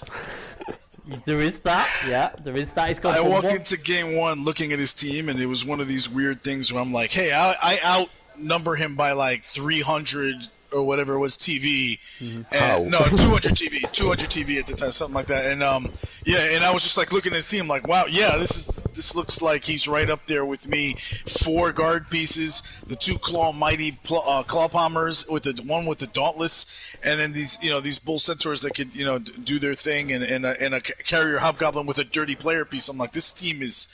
I was not looking forward to it. I thought this was going to be destruction. More on it, like he was just going to wreck my team. And he did for most of the first half. Just started wrecking my team. This team is super dangerous, and they're only going to have room to get more dangerous as the season goes by. Because, as you know, Chorfs don't tend to lose a lot of players. And they don't tend to only stay with 3 MB as well. Yep. I said to you the other day, just that you're lucky you're playing in week 1 because you haven't got your bench, but he hasn't developed his team yet. Yep. If it stays healthy, it's going to be scary. And it's Fire Talker. He knows how to build a Chorf team. Yep. And scarily, he actually knows how to play the game, which is more worrying. The thing is, I mean, you say you don't lose many Chorfs, but his other Chorf team got absolutely annihilated. He just couldn't keep them on the pitch. The guard, and they all got broken, and then we probably broke some as well. I possibly might have broken one of them. I don't know, I can't remember, but he's back with his team. Now, the plus points are good coach, decent team, but this team, I wouldn't be scared of it with a lot of the teams in this. I would take a lot of these teams in this division, and I think, you know what? Yeah, it's going to be tough, but this wouldn't strike fear into me. But then again, neither does Ash's team, and it's basically the same sort of build. Because having 2 claw pommers isn't many, and if he claw poms, it's on the floor for that turn. And if I've got a bench, I will boot the living daylights out of it. Or if he's on the floor, but he protects he does a good job of protecting the people. So he protects the player. Yeah, he protects the player. All right. Well, your players are protecting that player. I'm just going to outposition you. I'm going to outflank you because you're spending too many time protecting him. I see it a lot. I mean, I'm just as bad for piling on. So but there is ways around that. Obviously, if he was to get another couple of mighty blow, another claw and stuff, that would be more dangerous. The other good thing is as well, he's carrying a lot of blow. He's carrying 60 blow, so he's only actually 60 90 TV. And that's the good thing about Chaos Dwarfs, is they're very TV efficient. So he might even get himself another Hobgoblin or two, and then obviously he can foul a bit more, and he can use a shield of Hobgoblins if he wants to. So yeah, I mean, he's a good coach, and like I say, he's certainly massively improved. And you look at him as one of the bigger coaches of the West. But it'd be interesting to see how he does. He still needs to deliver with these chorfs. He blew it, like we've already said. He blew it big time in the semi-final. I mean, that, and he'll tell you that himself. He can't make them mistakes in this play pool, because if he does, he won't be making the playoffs. Just as simple as that. But he's good enough to make them if he don't do them mistakes. But he should make the playoffs. But yeah, he should make the playoffs. But there's a lot of high-strength teams. I don't know his schedule, so I'm going to look at his schedule and then decide. But I will say this: getting a good result against Jesty, who was obviously one of the bigger teams in the division, I think that's a great start. His team's healthy. He's got a Dauntless playable, what helps. I was saying about Jest was quite happy that he might have been playing him first week. I think Firetalker will be happy that he was playing Jest first week before Jest got a bench. Yeah, that would have helped me. But then again, Jest with 15 the rate players, he was removing players, it was insane. I forgot what the stats were, but he was like, the removal rate was every time he was hitting, he broke armor, and then it was like I was gone. I think you lost 3 on the first turn. Yeah, it was bad. But again, you can sort of you can say that look, he really should have scored the first half. If he had the right players in the right positions, he would have been all right. But he didn't, and then obviously he let Jesty, hold them guard pieces in place, and then obviously could eventually score. And I'll say this, and I will not change my view on this. If Jest's players had come back from KOs, Jest would have won that game. I think Jest just did not have enough players to defend the second half. And that's just the way it is. Fight Token knows I rate him highly and all that, but I will tell you honestly how I think we both game. said that in private. Yeah, we were both. I was like, the 4 KOs made it pretty much an absolute you were going to score. I was saying to Bernie before as well. I think you served the Centaur. I think if you wanted to, it would have left your Wolf a little bit exposed, but you could have got another Centaur surfed. And right before you scored, you could have surfed one of his Chorfs as well. So yeah, I didn't want to take the chance. I remember that one. I remember the Chorfs. So I think you could have surfed, went down in numbers, easily 2 players. You did one. And you could have basically kept that other Bull Centaur and pretty much stalled out the half, I think. Because if you keep that Centaur over on the sidelines, you've got to commit players to get rid of the Wolf, blah, blah, blah. I think you played the smart game. You played the season game, which is, okay, why expose my Wolf at all? So I was trying not to do that, Yeah, but if that's a playoff game, you win it. You win it because he's got no Centaurs left, and he's basically probably losing a couple of Dwarf surfed as well. But again, he came close. He kept taking hits on my Wolves, and that was getting a little scary. To be fair, though, in Fight Talker's defensive as a playoff game, I think he would have played it differently anyway. Yeah, and he might have even scored 10-7 if it was a playoff game. So, there is that as well. I mean, I've no doubt Fight Talker, coach-wise, has got no issue in this play pool. And if his team can keep healthy, and it is a big if, because there's a lot of claw out there, he'll have a chance. We'll have a look at the schedule, because like I said, I don't know his schedule, so this is going to be massive. So first week, obviously, got that good draw. Second week, I do believe, is against Fun Size Punchers. Now, that's going to be a good game. He could come out of that game winning it, but will he lose any players? So that's a problem.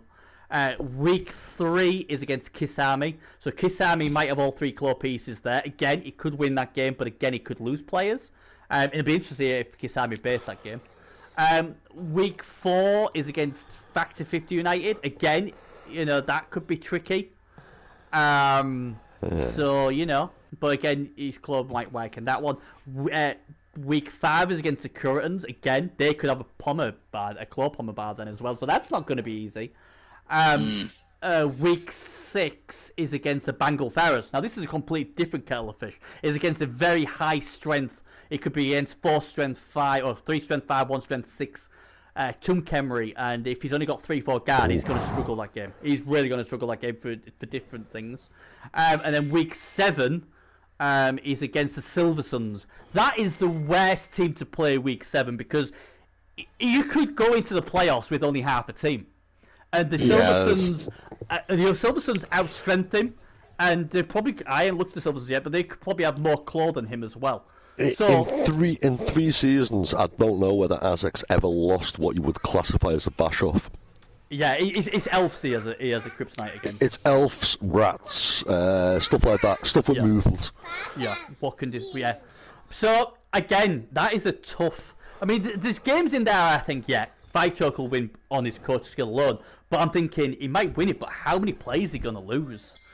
You know, and if he starts losing some of his players, or if he loses a claw pommer, or he loses 2 guards and he has to replace them without guard, all of a sudden you're like, he's going to get bullied. Yeah. This is what people forget about Chorfs, is that they're only strength 3. They've got AB7 Hobgoblins what break. They've got 6 Chorfs, but they're all they are dwarf longbeards. Unless they get claw, they're just longbeards. You know, that's all they are. You know, so they need claw. And then he's got 2 bulls, and that's why bulls. If he loses a bull, he's in big trouble. You know, if he loses a bull during the season, I think he's in a lot of trouble. Or if he loses one of the pommers. Yeah, I just the entire point about having 2 pommers with the Chorfs is you can kind of cover the field with them. If one goes down one side, basically you're left with 1 pommer.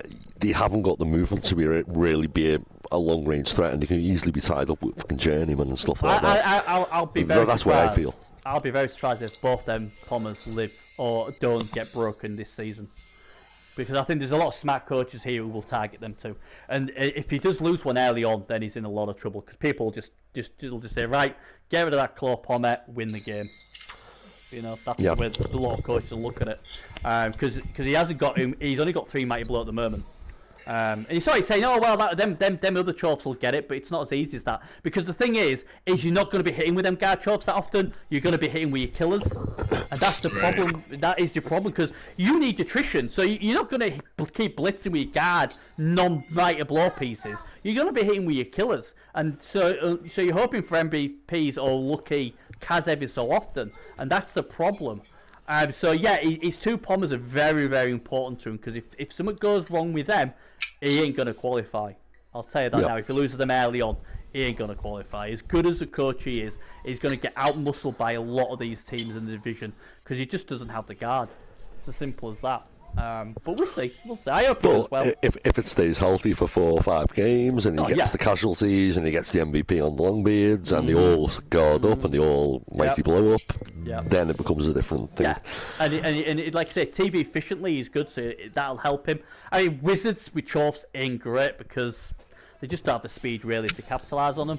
But you know, there is other things you can get as well. I mean, I don't know. I think he's got a chance for sure, but the schedule doesn't help him. It really doesn't help him. And Azek last week, oh my god, you better pray someone breaks Azek's team.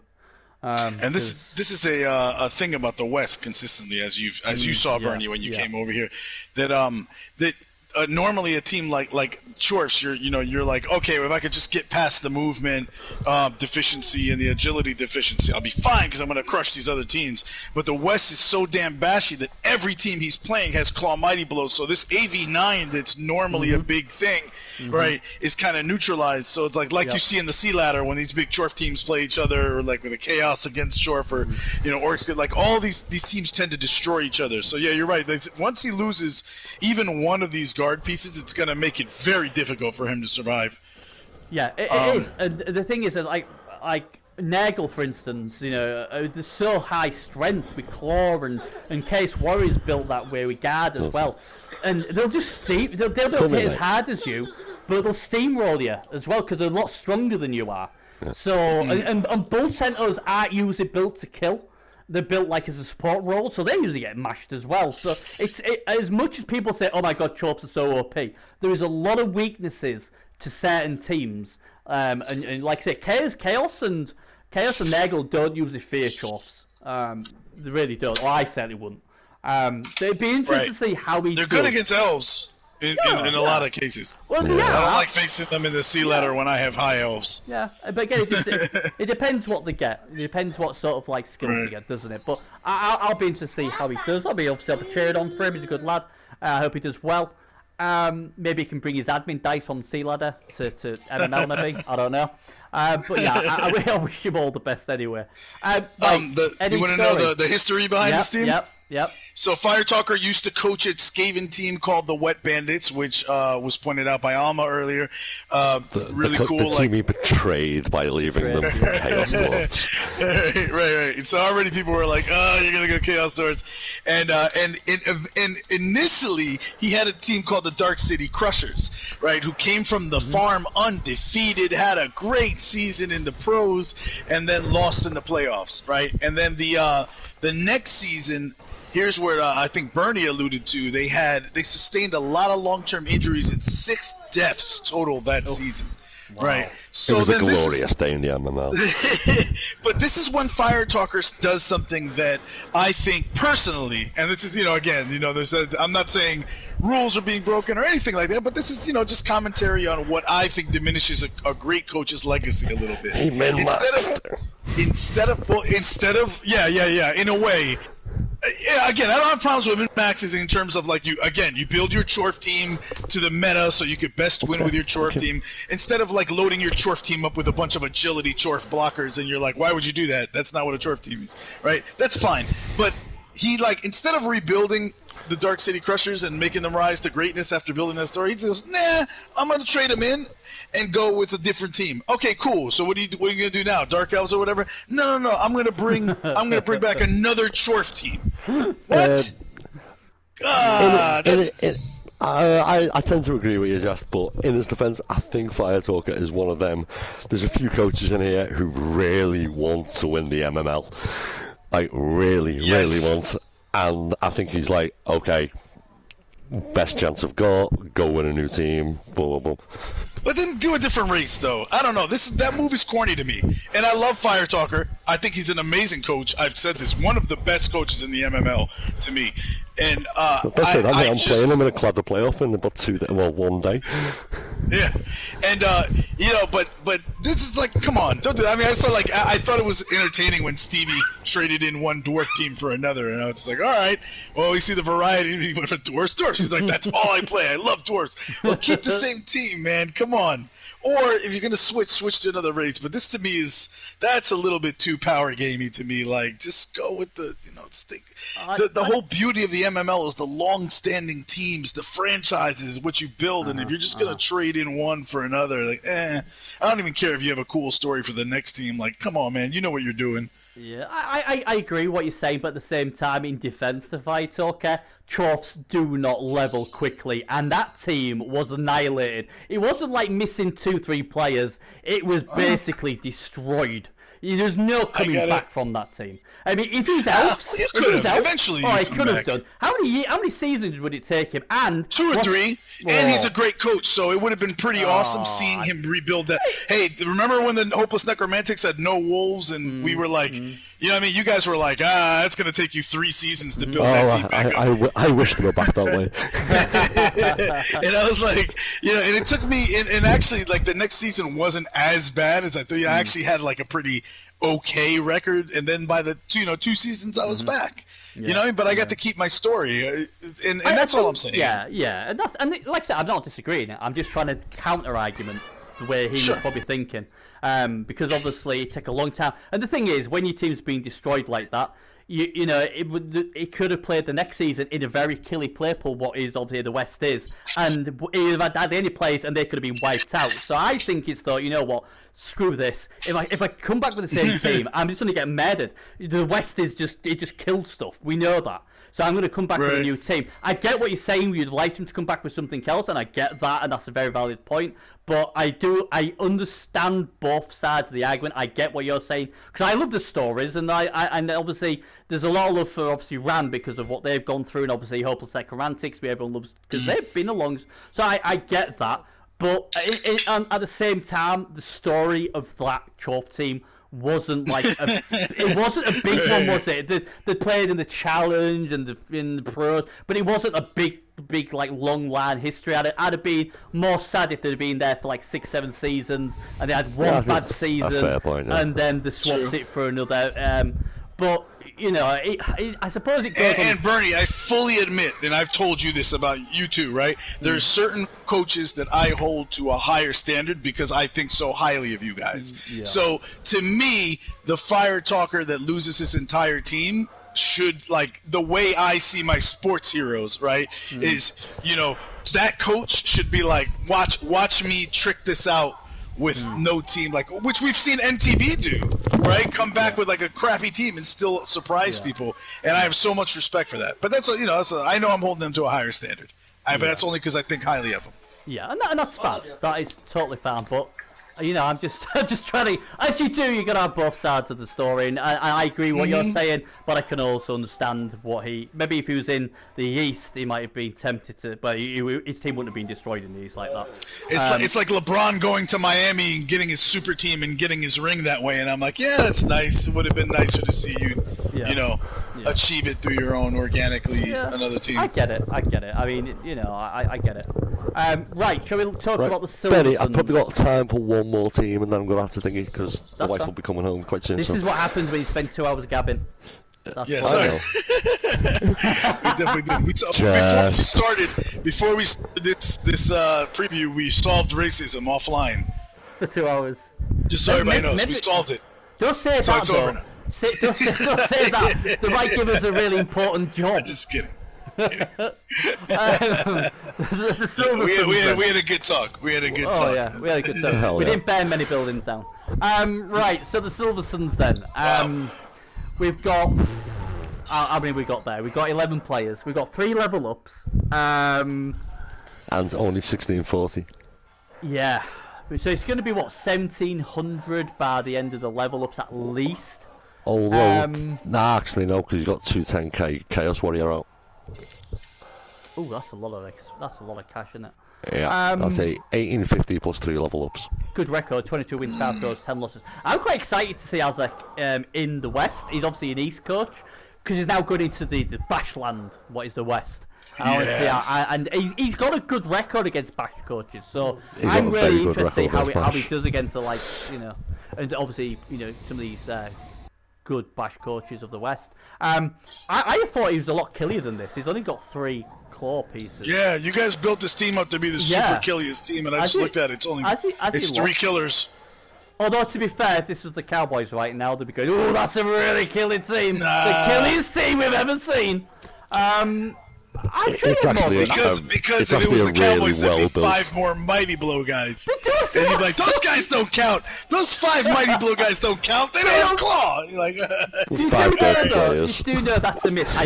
Maximin had 4 Mighty Blow. Maximin ever had his 4 Mighty Blow. It's just I was good with what I had. Yeah. 4 Mighty Blow that didn't also have claw, you mean? No, 3 of it. No. 3 had claw, 1 didn't.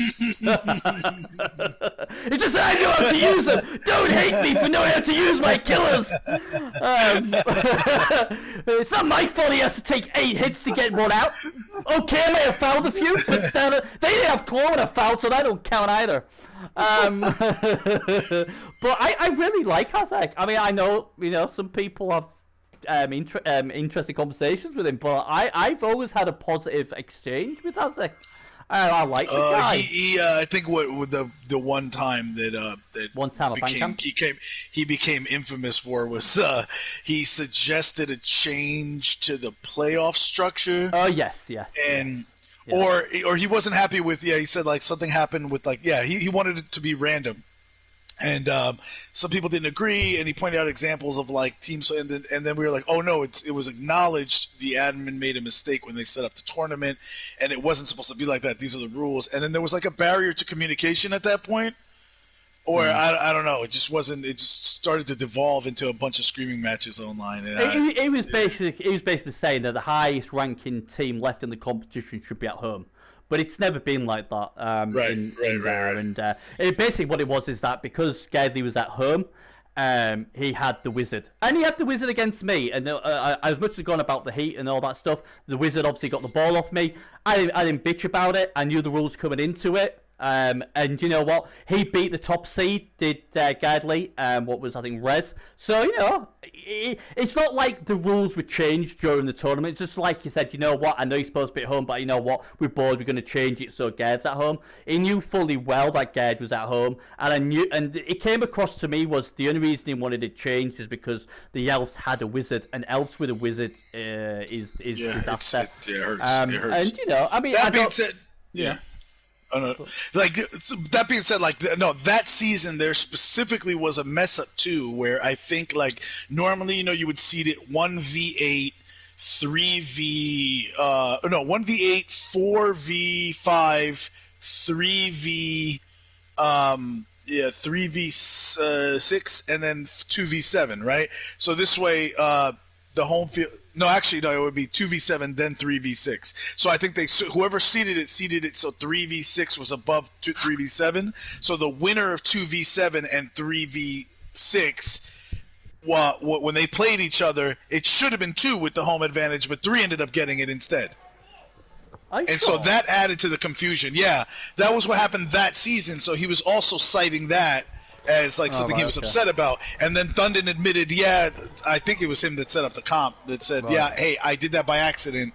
It shouldn't have been that way, and that's just the way it is for this season. Well, I mean, but that got looped into our greater argument of should it be the highest person remaining in the competition instead of this thing of like, hey, if I'm 8 and I kill number 1 team, I take their ranking, and that's that's a whole. It was 2 separate things that got jumbled in there. Yeah, I the way I look at it is that was the rules. We all knew the rules. The rules didn't change, so just play it.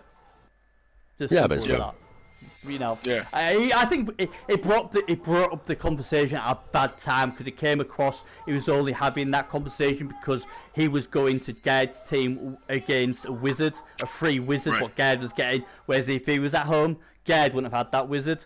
It happened to me as well, but I knew I am the sort of coach where I say I don't complain about that. I say, right, okay, he's got the wizard. It's a problem. I've got to try find a way where I can, still win with him having that wizard. To me, it's just a problem to be solved, and I'll either solve it or won't. And that's it. I look at it that way. It's just another challenge to me. These were the rules going into it, and you just got to deal with it. Well, as you probably know, we've had issues, me and Azek, in the past and all that. Hopefully they're actually behind us. We kind of had a word at the end of the season, kind of saying like draw a line under it, move on because it's MML. Like removing all that, like basically crap from it. He's a very good bash coach who has problems with agility. Right. That's my summary of him. Whether them problems will always be there, or whether the more he plays agility, the better he'll become playing it. But he doesn't lose bash-offs, and he's not losing bash-offs versus teams that, on paper, are more developed than him, which is a sign of a good coach. I think the problem he has is sometimes he makes a mistake positionally. Versus elves, you get punished. Versus rats, you get punished. That's exactly versus jest, you'll get punished. Versus Jest, you'll get punished as well, because he's got the speed to actually take advantage of it. First Chaos, first Chore, first Dwarf. In the West, we're agility. They haven't got it. We're an agility team in the West. That's why it was weird playing the rats. I don't even know if it's agility or speed. I think it's more speed. Both though. I mean, for a West team, we're agility and speed team, Yeah, my general thinking of, if he's playing a bash coach with a relatively even team, I'll probably put money on him to win. If he's playing an agility team, are roughly equal, I'll probably put money on the agility team, assuming I rate both coaches roughly the same, or the other coach a bit better. So in this pool, I think he'll do really well. Interesting games are versus you, and if he plays the Vamp coaches, because the Vamp coaches have got the agility, and certainly V-Power's got the speed as well. Good call. Yeah, I mean, what I'm going to say, I'm going to ask you now before you go. Give us your top 3 for this play pool before you go. I can't let you go without giving us your top 3. Just number 1. Yep. Really tough one. I'm going to go Azek and Firetalker. Ooh, okay. I think Azek will win his bash-offs, and he'll go 4-1-2, 5-5-2, 5-1-1, something like that. I think he'll lose to Jest, and I think he might drop points in like a Vampire game. But I don't see him dropping many points in the others. I'm just looking at his schedule then. So obviously it beat the Robbers. No surprise there. He destroyed them as well. Yeah. Second week he plays the Curtains. That'll be an interesting game. But again, it's a bash off. He likes bash offs. And one team's a lot more bashy than the other. Yeah. Week 3 is against the bye week. He's got a bye week 3, so he should beat the Necromantics. As we've already, everyone will beat the Necromantics this season. Exactly. Exactly. I'm expecting it. Week 4 I tell you what, week 4 could be an interesting one. We were saying about positioning because it's against the Morning Stars with the Vampires, Hypno, and all that. So that'll be interesting. That'll be a good test for him in week 4. And then week 5. Guess what? I hope he's lighting week 4 because in week 5 he plays the other vampire team. So he gets to play both vampire teams, and both these vampires will punish any problems with positioning. So that might help him actually against them two teams. The thing about him is he could go 2-0 at the start of the season and then lose 3 in a row. Yeah. Or he could go. I don't think he'll get a result versus Jest, but he could do. But the vampire games, you could win both, you could lose both. It depends because both good coaches, but he's got the firepower to basically win both as well. Yeah, I mean week 6, he plays against the Fun Size Punchers. I think he could retire the Punchers. I honestly do. He will. I think he could retire them. And week 7, guess what? He plays the Hit Wagons, so he goes 2 chalk offs near the end. But it's tough end, but I certainly fancy him against Asher, and it depends on the state of both teams. But I'll always pick a good Chaos team versus a good Short team. Yeah, I mean, be a tight one, that. Yeah. Again, it depends. I mean, we're looking at teams how they are now. By week 6, 7, they could be completely different. And like I said, in the West, I expect a lot of teams to be like broken a bit, at least a bit. So it could be a case of with a lot of good coaches, it's whoever's the healthy team coming into week 6 or week 7. I think personally. Yeah, another thing I'll actually say, because obviously we had the stuff in the past, but just to show that like no hard feelings type of thing with Isaac, is he actually held it together. His season went really like mediocre last year compared to the season before and the season before that, because he went through the CL and all the way to the Pro Final the next year without really losing many games. Besides the Girdley, but who doesn't? People scared all the time. And the next season, I think he lost 3 games, wasn't in the playoff hunt, but he still played solidly all the way through. He didn't like throw his dummy out the pram or go, "Oh, I'm only a bash coach who can win when I'm beating teams up." Yeah. So fair play to him and all that. He's got the right mentality, and I think a lot of it was just maybe like miscommunication, maybe language barrier, what have you. Yeah. But I'm really looking forward to watching him play, actually, because he's a good bash coach. He is a good bash coach. I mean, and this you'll beat some Jest. This is what I say though. I mean, every time I've talked to him, he's been very knowledgeable, very polite. I like to think I get on with him really. I like to think I get on really well with most people, but I don't see what others have said, and I think a lot of time it is the language barrier, because don't forget he's Italian. He's Italian, and maybe English isn't his first language. I would guess. So I think he'll do well in this division. But again, it's tough, isn't it? It's going to be tough to see how it is. As I said, mate. Besides Jest, the one I kind of feel quite confident on the 3 I've said. I think Isaac will get there, and I think Fire Talker will get there. Fire Talker or Fox, I'm not sure which. But I actually feel quite confident about both Jest and Isaac, having played them both. Yeah. Fair enough. This team in particular, by the way, if you guys have time for it, is pretty cool. Isaac seems to have. I'm going to have to leave. Yeah. So thank you. Cheers, brilliant as always, mate. And I'll speak to you soon. All right. Okay, Jest. Times. Absolutely cool, mate. And yes, we solved all the politic problems in the world. Right. All right. So the background behind this, Isaac, who goes by Ironman when he writes posts in our MML webpage, and again that's mmlpro.com, seems to have a pretty good knowledge of the Warhammer universe, because I don't know if this is him fusing Warhammer 2K with 4K, 2K, 4K, sorry, 40K. 40K, my bad. You can tell how very little experience I have with the Warhammer universe outside of just I'm trying to learn about the lore, but he's taken maybe fused some 40K lore with old world lore, but it looks like there's when he introduced there's a fleet of 1,000 suns.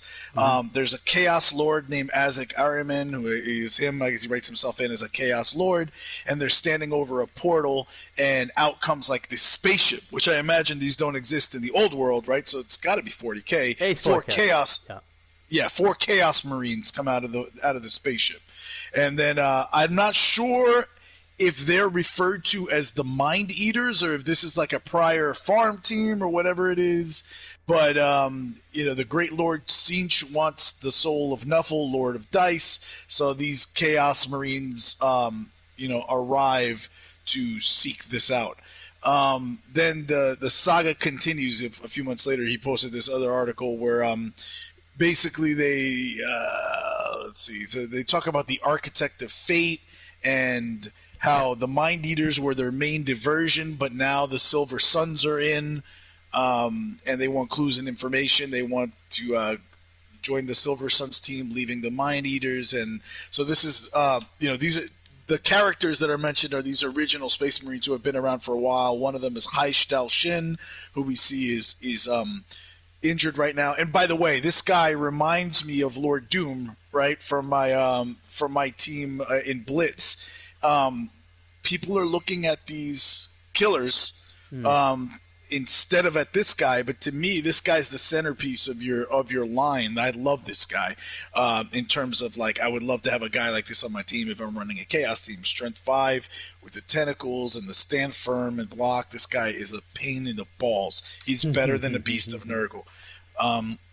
So and once you have a guy like that anchoring your squad, and then 3 other Strength 4 guys right next to him and a couple of guard, you could do a lot of damage. But he's the leader both in the stories and also on the field, it looks like. And then the other guy that's mentioned was Haish Ripblue, who's another prominent figure, and of course he's the killer. So pretty cool story. If I'm getting any of this right, or like I don't know if Azek seems to be is watching the stream at any point, and he's like, hey, there's something I'd like to clarify about this team and the lore, dude. Like I'd love to hear all about it, especially as I'm learning more about Chaos Law while I build up, or Chaos Lore while I build up my Chaos player pack team in Blitz.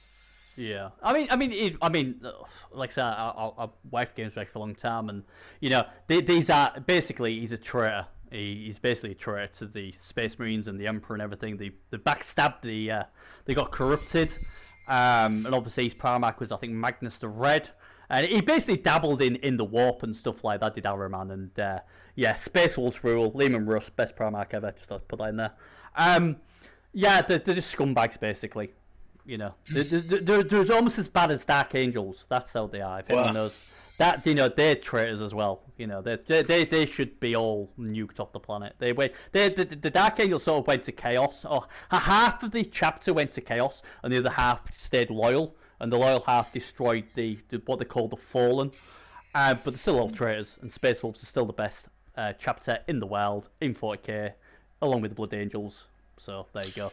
Do you happen to know who are these Mind Eaters Blood Bowl team? Was this just the farm team that he was like putting forth, or what? Like I don't know, because it's hard to like figure. It's like the way that the story reads. It's like there was a Mind Eaters team first. I almost thought he went the Fire Talker route where he started with the Mind Eaters and then it didn't work out for some reason. So then he went to Silver Suns because he talks about new purple armor that came from the Mind Eaters Blood Bowl team. But the Silver Suns have been around for a long time. It looks like the Silver Suns were already in effect at the time that he was writing about the Mind Eaters, so that and playing in the pros. So I don't know. Maybe I have this. Maybe this is a. Yeah. I don't know. I mean, I know I'm trying to remember off the top of my head. This is a long time ago. I think he basically ate the souls of his victims to learn their to learn what they knew. Acquire their abilities, they take their souls. And obviously the Thousand Sons and the things like the Emperor's Children, all that, they're all traitors, and the Space Wolves don't like them. but his faction were all very psychic, and they went close to the warp, and they wanted to know all the powers of chaos and that. And the Emperor said, "Look, stop doing this, otherwise, we'll basically kill you." And there's like, "Nah, you won't." And they still did it. And then the Emperor sent assassins and sent chapters to go and eliminate them. And they actually assassinated the Primarch of the chapter, and then they went to Chaos. And it was just a complete mess. It's a really good 40k, is a really good lore.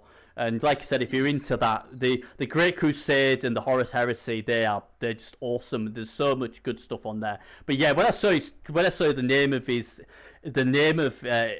coach, and he's called himself Azek. He was a Tzeng sorceress. He was basically traitor to the very powerful sorcerer, traitor to the Emperor. But yeah, the Silver Suns are a Chaos Space Marine chapter. Dude, so if his gamer tag that he chose is an established character in 40k, then he's deep into Warhammer lore. Yeah. So that explains why, like, as I'm reading the story, I'm like, wow, this is good. Like, he knows his shit. This is interesting. That's basically what it is. Yeah. So he's bought into that, and obviously Chaos Warriors are like Chaos Space Marines.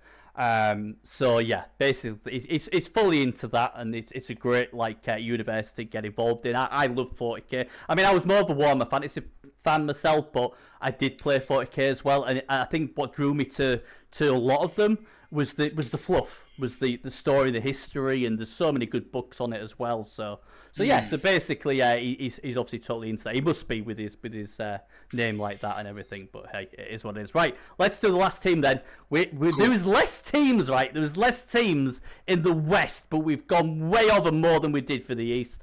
So, we went deep. We got deep, and hopefully people enjoy it, and hopefully it doesn't, they don't get too. I mean, it helps that you knew the story. We were having the story. I always like to listen to the story of the teams. I just think it makes them a lot better. You can relate to them more. So thank you for doing that. I really enjoyed that. No problem. It's like it makes it for me. It's for the like that's what's always drawn me to the MML is that when I say like if you want full immersion, right? Because like we do this preview, and my hope is that somebody that listens to all the stories doesn't look at the teams and go, hey, this guy's got the best players. I like these players like in their stats, so I'm just going to root for this team. Like I hope somebody hears something about one of these stories and goes, you know what? I identify with that story. I like that story. Yeah. That's my favorite team in this division because, of the story that the team has, rather. And that's why I root for them. Absolutely. That's kind of how I do sports in real life, too, right? If somebody's got a really cool backstory, you kind of root for him because you're just like, I like this guy. I want him to succeed. So. Well, that's it. I mean, it's like even in the in the UK, we always cheer on the underdog. I think it's just a genetic code. We always cheer on the underdog sort of thing. But yeah, I like to say the franchise, and that's why I like to say the likes of the Necromantics and Ran and all that. Everyone loves them so because they've built a story, they've built a franchise, they've got a long history in the MML. So you can understand why people are drawn to them sort of teams, Thanks. So it's all good. Now then, the Robbers, another Necro team on your patch, Jesty. How dare they? They got a bit beat up apparently. They got a bit beat up. Well, Alma says they got beat up. I don't really see much beat up apart from poor old Steve is out next game. Oh god, he got strength down. Oh man, he got strength down. That flesh column's done. Yeah, I don't think you bring him. Like I think it would be unwise to give up 130k in TV to keep a strength 3 golem. Nah, no way. No. I mean, you could argue that he has block and stand for him still, but still, strength 3 that's a problem. The good news is he's got 108k in the bank, so he can replace him. So that's good news. Yes, I think they're better off doing that. Yeah. I think the extra strength is worth it because I mean, I could see somebody arguing that, well, he may have strength 3 now, but you could still just use him to tie people up with the block and the stand for him. He'll be a nuisance. But you know what? You're in game 1 of the. I think I just use that one. It's got to go. Unfortunately, it's got to go. It's got to go for definite. Yes, we're still here, Shaky. Yes, we are. You guys still going? I've been away for ages. Well, yes, we are. More still content. Here. We're having fun, and hopefully you guys will have fun. Yeah, so. Yeah, absolutely. We try and do it good. So. The problem with this team, it's very undeveloped. I mean, Raph is the mighty blow wolf. He's probably their best piece. Derek By the way, there used to be another werewolf named Riff. This team started out as Riff and Raph were the 2 werewolves. I like that. And I don't know if we lost. I don't know how they lost Riff. It was injury or death or whatever. But permadeath rather in the necro sense. If we never show how werewolf dies, blame Ram. That's the way we do it. in his story, Mr. Rubber Bullets is the necromancer himself. So he's the one that raised the zombies and the wolves and all that. I guess he's probably the coach as well. Yeah, possibly. Oh, have we lost Jesty? No. I'm just sitting here. I was waiting for you to answer. That's all I had. I was like, and then you went deadly silent. I was like, oh, please don't say he's going to cut out the internet, and I'm going to put them both together. The last thing. I think this guy. I say guy. That's very bad. This coach is going to struggle this season. His teams is so undeveloped. I mean, he can get likes of Cheney and stuff like that. But against a lot of developed teams, I fear for him. I looked at I haven't looked at the schedule yet, but yeah. Oh god, 4 wins, 3 draws, 15 losses. It's not going to get any easier than this. And he's just played Azek, who obviously we've found out is a Chaos Space Marine traitor, and everyone's killing. So yeah. Oh, the other flesh golem not only has the agility down, but also a smashed knee with a niggling injury.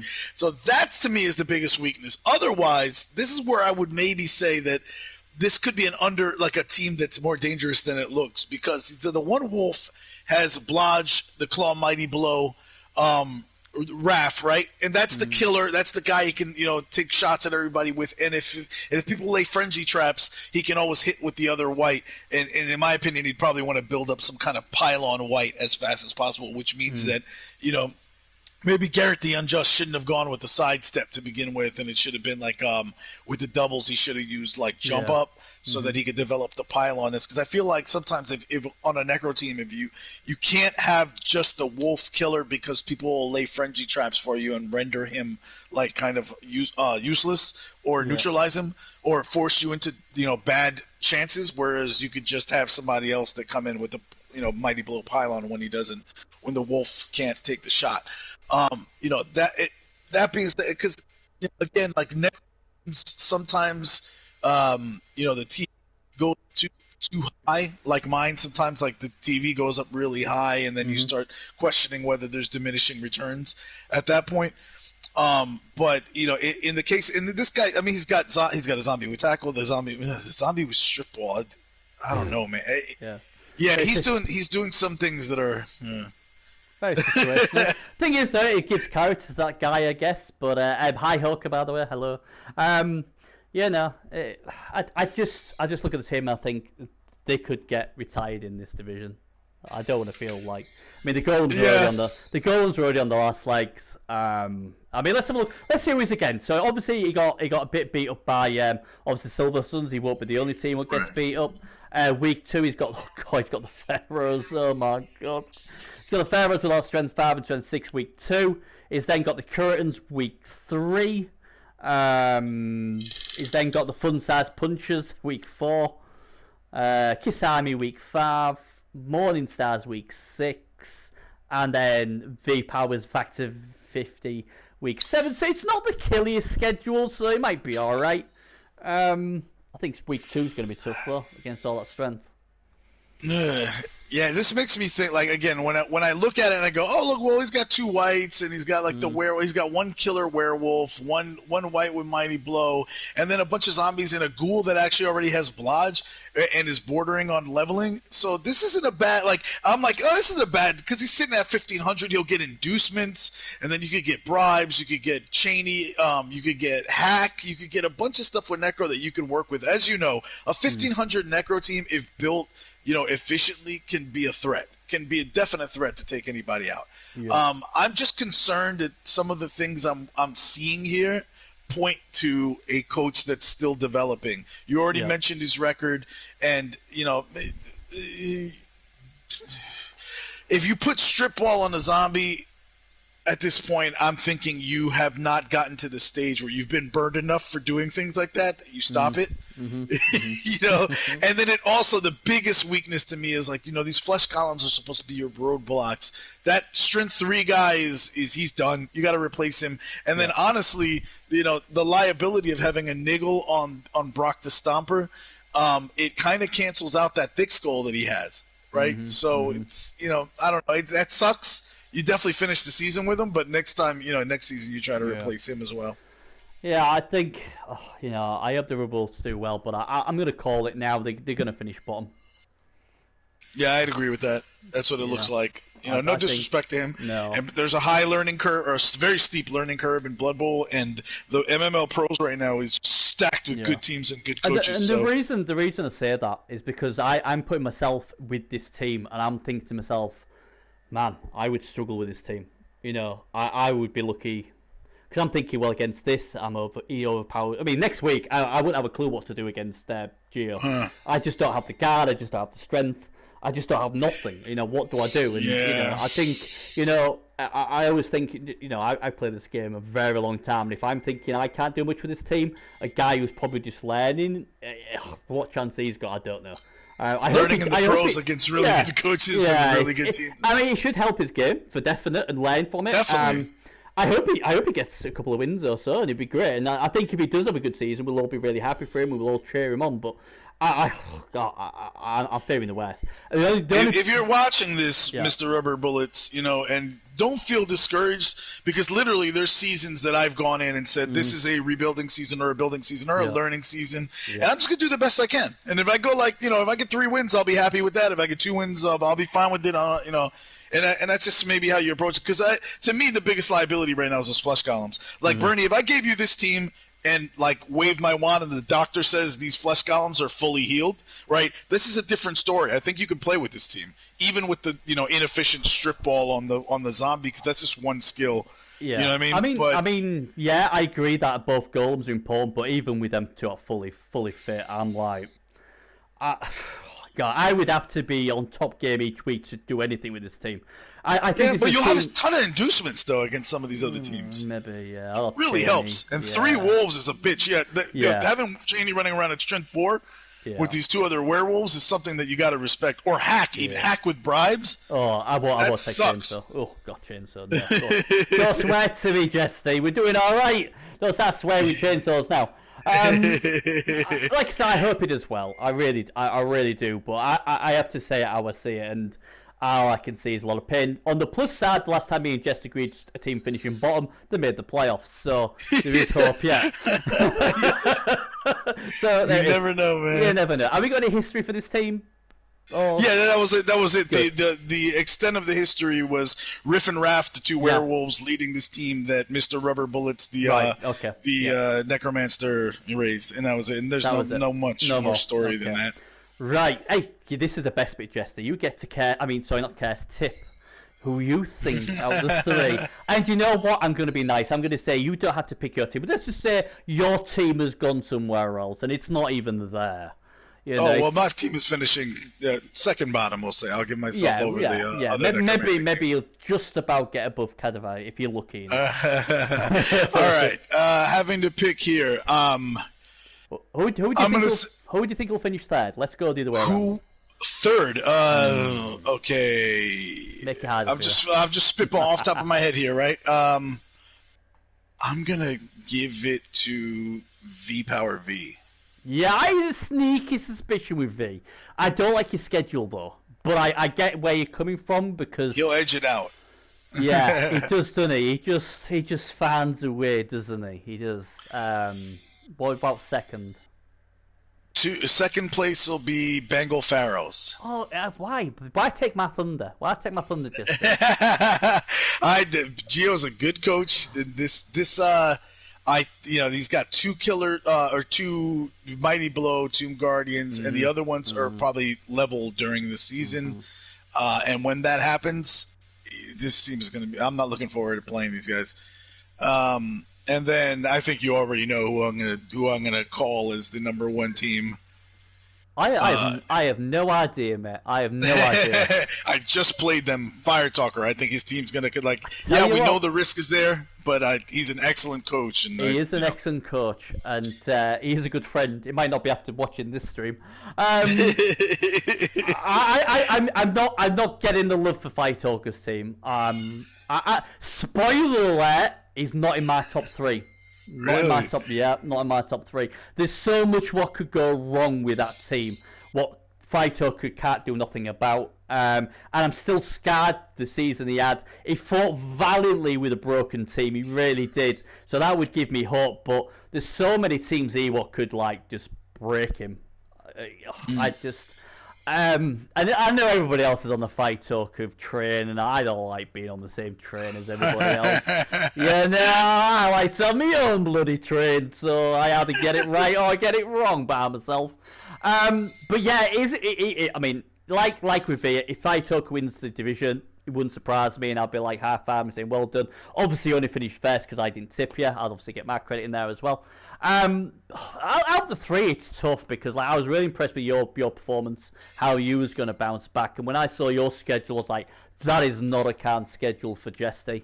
I like the Curtains a lot this season. I hate saying that because I was like, yeah, I've always discounted them.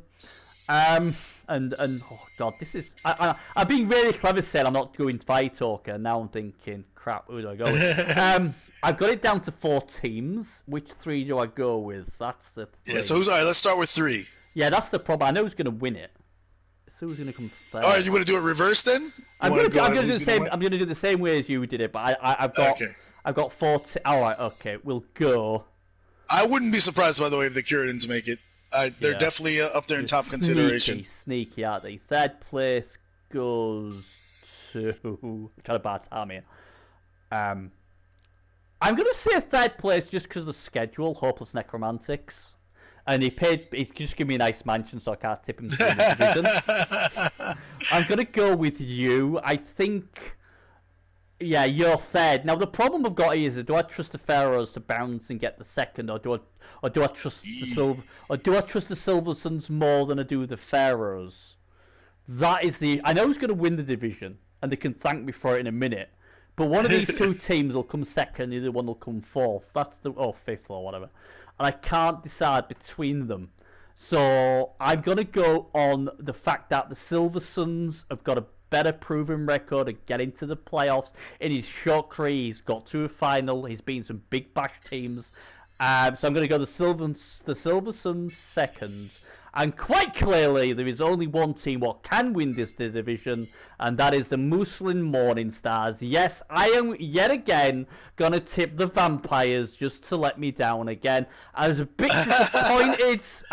disappointed with their first week, but I think they've got a good schedule. I know that they'll get the win games. I think they was just warming up first week, and I expect them to finish top. Oh my god, yes, I've said it. The Morning Stars will finish top. Finally, we'll actually get it right this season. And I like them. I like them. But it's a close one. V could easily get there. The Curtains could get... The only team really... Yeah. I mean, Kisami, I think... I need to see a bit more from them. I think the Funside Punchers, I respect that they won the challenge. And I thought they got a really good win. Sorry, not a good win, a good draw first week, but I need to see more from them. And and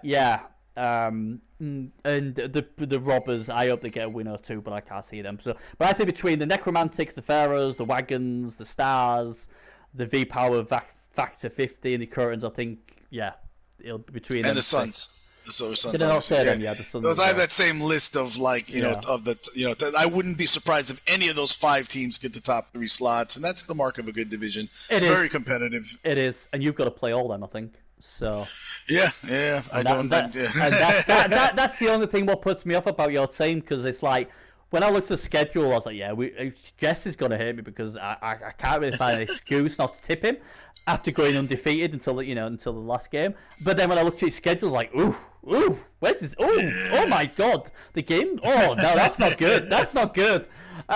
So again, you could finish top. You could, but as long as you get it. What I say to people, it's not so big about finishing top. It's just get to the playoffs. That doesn't matter, because if you got to get to the playoffs, then anything can happen in playoff football. It's just get in there. Not many teams who finish top actually win the championship as well. So just get in there. But that's just done. It's only cost us 2 hours 51 minutes and 7 seconds at the moment. Thanks to Alba, who obviously had to go and do his English Russian spy stuff. Thanks to Jesse as always. You know, best of luck this season. And Joe, this house is really, this mansion's really nice. You really, they're obviously paying you a lot too much, but yeah, very nice. It's always a pleasure, man. It's you know, it's fun talking with you and hanging out with you. You're a great host. You're one of my favorite announcers in the world. Really awesome. You do a lot for the community. I really appreciate you. I'm really glad we have you here. Oh yeah, thanks, man. Like, you know, we have all this lore, and you help. You know, you help keep it alive. Like you remember, because you announce so many games. You you're becoming a historian of like some of these matchups as well. I do. I remember. Yeah, I do. You know, I do love the MML, and like I say, I love the community. I love the stories, and obviously, you know, the only thing I wish I could do more is obviously co-announce you a lot, because I think, you know, we do well together. We work well together, man. We do, definitely. Man. We do. So we'll have to get that done, and we'll get you on Blitz TV as well. So gotta get yes, sir. I wonder. Actually, I think we had V that was in the chat at one point watching. I don't know if he's still in. I'd like to know when that game is going to happen with Curtains. Who's he playing? He's with the Curtains. Yeah, it's probably not going to be during the day. It'll probably be this weekend. I'm guessing based on Fox's schedule, but. Yeah, but I'd love to announce that game. That's going to be a very interesting game. It'll be set a good game. The tone for one of those two teams.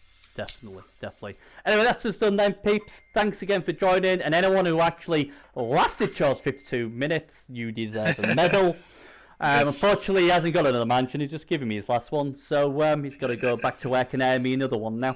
But thanks again, guys. Take care, and we'll see you next time. Bye-bye.